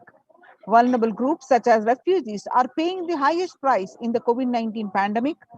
We are seeing alarming trends that show many refugees around the world are unable to pay for food or rent and are struggling to access healthcare and education. The price hikes in local markets and further displacement caused by the campfires have pushed many families further into food insecurity.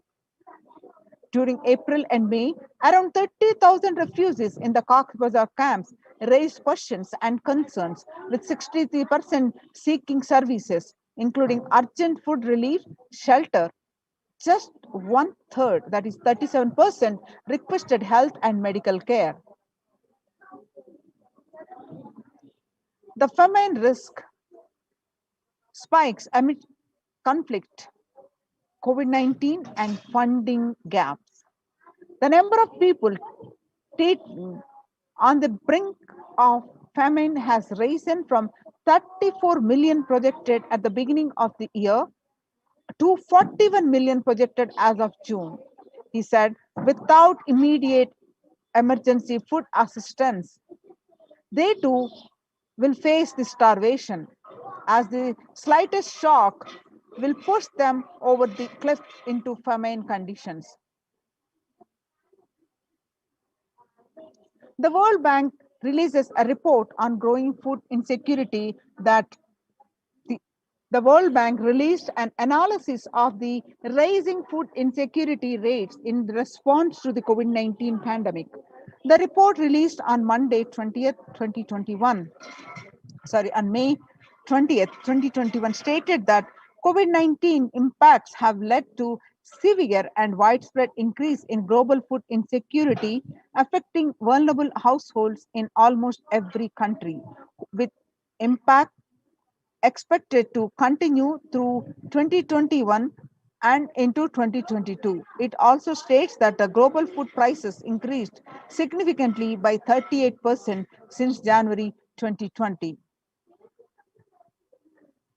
World Economic Forum released that 155 million people are caught up in food crisis of varying severity. 133,000 people in Burkina Faso, South Sudan, and Yemen are most at risk. 10 countries account for the two-thirds of these facing acute hunger. The resilience of anti-food systems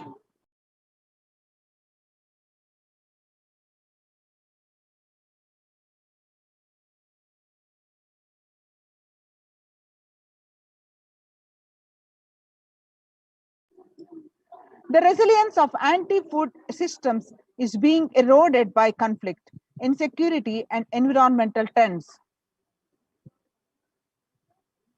Join now in these COVID care protection centers. Register now through the link below, https://kailasa.org/kailasa care. Now let us understand the revelations from the Supreme Pontiff of Hinduism, that you eat, you become what you eat. What you eat contributes to what you think. What you think contributes to what you cognize, and what you cognize contributes to who you are. So what you eat directly affects to who you are, and that is why I am making the statement, you become what you eat. What is in your plate matters, because that is going to become you. Violence-based food derived from killing animals and life-negative, chemical-based toxic food both harm the system equally. Organic vegetarian food is not just for health. It gives you an inner space, physical system, physiological flow to develop the highest psychology. To develop highest psychology, not only your physical system, even your psychological flow needs to cooperate. You become what you eat. Your brain is constructed for all these higher things. When you don't explore the higher things, you are bound to feed the lower things and keep your brain engaged for survival. If you don't explore the higher dimensions of consciousness, you will force yourself into the drugs and try to explore the hallucination, imaginary, illusory dimensions of the universe. Vegetarianism as a lifestyle. The human body is naturally designed for vegetarian food. The inner mechanisms like feeling, thinking, words, and everything is designed to function with the vegetarian food. It is like having a generator which can handle only 220 volt current, or a UPS which can handle only 220 volt current. But it is given 20,000 volt current, what will happen? It will get fused. The food without anxiety, the food without fear, the food without depression and by memories, if they are consumed by a person, the energy with which they think, the energy with which they utter the words, the energy with which they act, the energy with which they feel, everything will be aligned to the natural source of energy. It will be aligned to nature, which is the inner potential energy. The Kailasas Annalayas serve continuously the free organic vegetarian sattvic meal for one and all, eliminating the hunger. The developmental, economic, social, and medical impacts of malnutrition and famine have a critical impact on the individual, familial, community, national, ultimately on the global level. With the ongoing COVID-19 pandemic triggering an alarming spike in food insecurity, and the United Nations have given warnings of famines of biblical proportions. In 2020 alone, 690 million people were estimated to be pushed into food insecurity. The access and availability to organic food has become of utmost importance. Through the Kailasa Department of Agriculture, the Supreme Pontiff of Hinduism, Jagadguru Mahasannidhanam, His Divine Holiness Bhagwan Nithyananda Paramashivam, has committed to distribute the free organic food to everyone, not just since the beginning of his public life, but from his very upbringing itself. Kailasas Annalayas, the food bank established all across the globe, distributes and serves free vegetarian organic food for people of all caste, creed, religion, race, gender, and social standing. Under the symbol Red Om, providing relief work for natural and man-made calamities, working to eliminate the world hunger. Supreme Pontiff of Hinduism said on 17 June 2019, he reveals that we will revive the food supply system of Kailasa. Before you get hungry, food will be ready. Continuous Annadanam. I am not giving any fantasy. It is already become a reality. You can see the pictures way back in 2002. This picture is taken on 22 November 2002. The pictures show the early days of Kailasa's spiritual mission, where the Supreme Pontiff of Hinduism is offering Annadan, providing a free organic vegetarian meal on Kartikeya Deepam in Tirunamallai. This picture is taken at Tirunamallai, India. And on 2013, you see these pictures where you find the Supreme Pontiff of Hinduism on his right hand side with a bandage, even with a fractured hand. The Supreme Pontiff of Hinduism, Jagadguru Mahasannidhanam, His Divine Holiness Bhagwan Nithyananda Paramashivam, engaged in selfless work day and night, inspiring the peacekeepers of Sovereign Order of Kailasa to engage in selfless service, leading the nation of Kailasa by example. In 2011, the Supreme Pontiff of Hinduism had a multiple compound fracture with the bone protruding out of the skin. In 2013, 2 steel implants that were fastened in 2011 were removed as the bones had healed completely, and this picture is taken soon after the surgery, and he was ready to serve the everyone, serving the Annadan. And you can see this picture taken on 3rd January 2012 at Pondicherry, Thane flood relief. And this picture on 3rd January 2012, again, some more pictures from the Thane flood relief. And this picture, you see, again, the Thane flood relief serving the thousands of victims, the Annadanam happening. Nithyananda Annalaya inauguration at Tirunamallai, India on 9th September 2011, where you find in this picture the Supreme Pontiff of Hinduism serving the Annadan to one and all. This picture that you see on 25th November 2005, Arogya Yoga Health Workshop in Tamil Nadu, where you see the thousands of devotees and you find the Supreme Pontiff of Hinduism himself serving the meals. And you see this picture on 12th December 2007, Nithyananda Purana Meditation Workshop in Salem, India, where you find the thousands of devotees are taking part the Annadanam.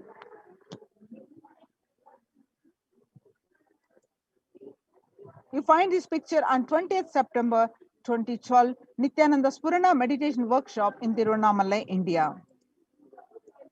And this picture is from Kartikeya Deepam celebrations, where you find the thousands of devotees are served food. And this picture is taken on 27th November 2012. And this picture you see are taken during the part of the Inner Awakening Meditation Workshop in Tirunamallai, India, where this picture is taken on 10th May 2017. On 10th April 2017, Kalpataru Meditation Workshop in Tirunamallai.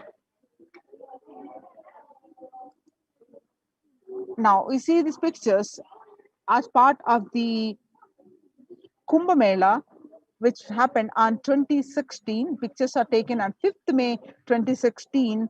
Bandara feast served for respected spiritual leaders and the Hindu monks, where you will find lakhs and lakhs of monks and devotees are fed the free sattvic organic vegetarian meals every single day. The pictures on Kalpataru Meditation Workshop on 28th April 2016 during the part of the Ujjain Kumbh Mela. And 11th March 2017, Arunachala Sarvajna Peetham, Tirunamallai, India, the Annadanam service. And this picture you see from Tiruchengodu Sarvajna Peetham, India on 18th August 2019, where the Annadanam is happening. On 6th July 2019, Annadan distributed during the Guru Purnima, the traditional celebration of Guru, the Kailasa in Houston. And on the 8th December 2016, the Sadashivoham meditation workshop in Adi Kailasa, where you find the Supreme Pontiff of Hinduism serving the meals. Annadan service continues in the midst of COVID-19 crisis, Madurai, India, 30th May 2020. Now let's listen the proof of necessity for Annadan, the Bengal famine of 1943. What I found in researching the Bengal famine was that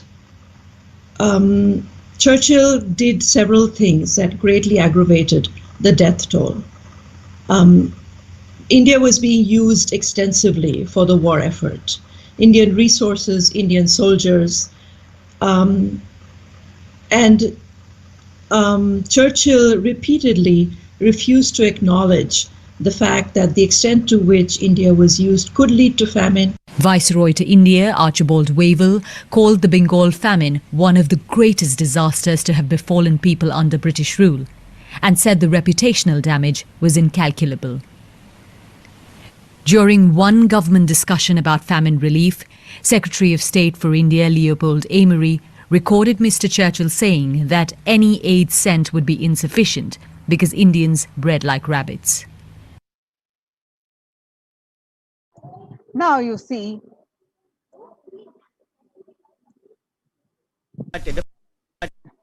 in 1943-1944, from the video, we learned that in the man-made famine of Bengal, as per the existing records of 3+ million were murdered. The Prime Minister of the world's biggest empire, controlling the 1/3 of mankind, claimed that they could not do anything about the people dying of hunger because Hindus bred like rabbits and the famine was their fault. In 2016 Ujjain Kumbh Mela, the peacekeepers of Kailasa served organic food to 3 million people. Peacekeepers of Kailasa, under the leadership of the Supreme Pontiff of Hinduism, served the more than 1 billion free meals in that Ujjain Kumbh Mela in past 26 years, and are determined to end the hunger and poverty in all its form. Kailasa, with 200 peacekeepers at any given time, can deliver what even one of the biggest countries could not do. Kailasa is not driven by war or fear or greed. It is an enlightenment-based nation driven by selfless service. The Vedagamas, the source of Hindu scriptures, declares that Annam Bahukurvita. The scriptural reference is from Taittiriya Upanishad, Bhrigu Valli, which means that let us produce food in excuse me, let us produce food in large quantities. Through the widespread distribution and promotion of free, healthy, organic food, Kailasa's global peacekeepers, led by the Supreme Pontiff of Hinduism, serve such that we may achieve food security, improve nutrition, and promote sustainable agriculture globally. Annadan is a vision to end poverty and hunger in all its forms. Join now in Kailasa's COVID care production centers. Register now through the link below, https://kailasa, https://kailasa.org/kailasa care. Revelation to the world by Devi Parashakti. On 12th May 2021, Devi Parashakti revealed through the Supreme Pontiff of Hinduism that I came as Nija Avatar. I am blessing you. Listen, people, listen. To do good to all of you, I have taken the form of Nithyananda and came down as Nija Avatar. People of India, listen carefully, listen. Time after time, Bharatam is Bhumi, where enlightened beings come, and we cannot make Jnana Bhumi as in Petile.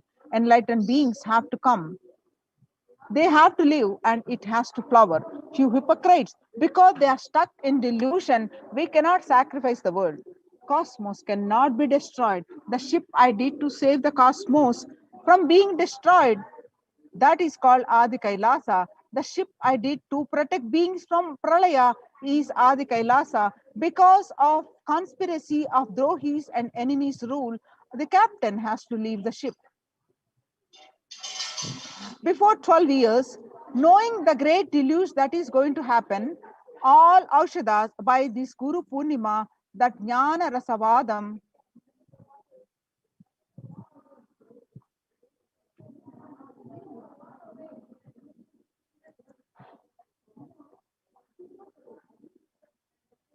before 12 years, knowing the great deluge that is going to happen, all Aushadas by this Guru Purnima, that Jnana Rasavadam, Navapashana is going to flower, allow people to come and take dip in Navapashana flower.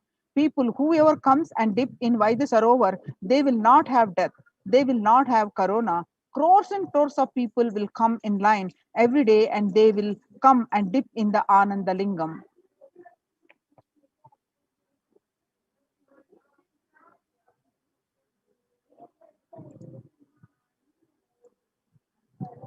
Listen well to my words. For India, I made ship as protection. The Nithyananda Navapashana Lingam in Vaidyasarovar. Go to Adi Kailasa, O Indian, listen. All those regretting losing Nithyananda Navapashana without confusion and without talking just as lip service, go to Adi Kailasa.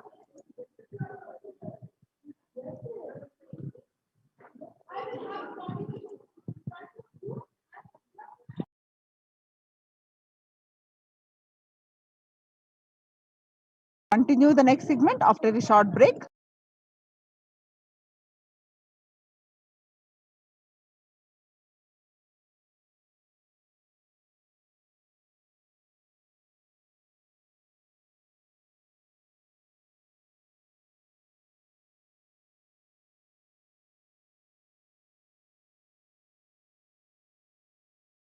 What I mean by the word e-Kailasa, listen intensely.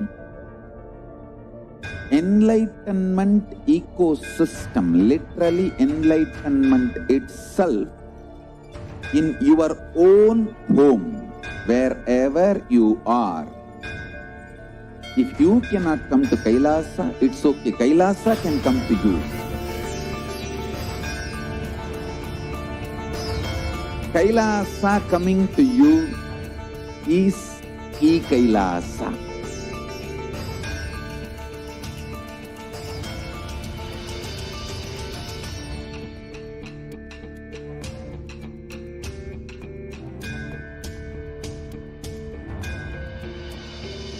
I will revive Hinduism.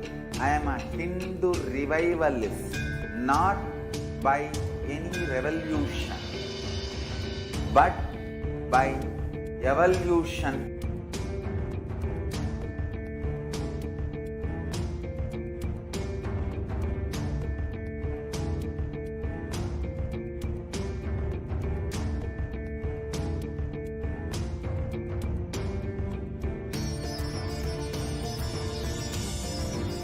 And setting model community.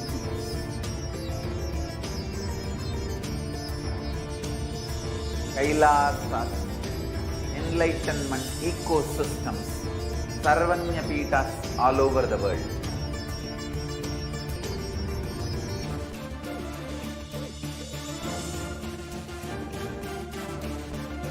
All powerful cognition, knowledge, only when you live, power manifestation and possibilities manifestation happens.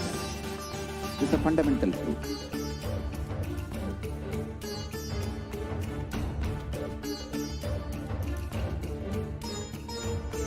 Hinduism cannot live exclusively as one sampradaya. No. All sampradayas of Hinduism is an ecosystem.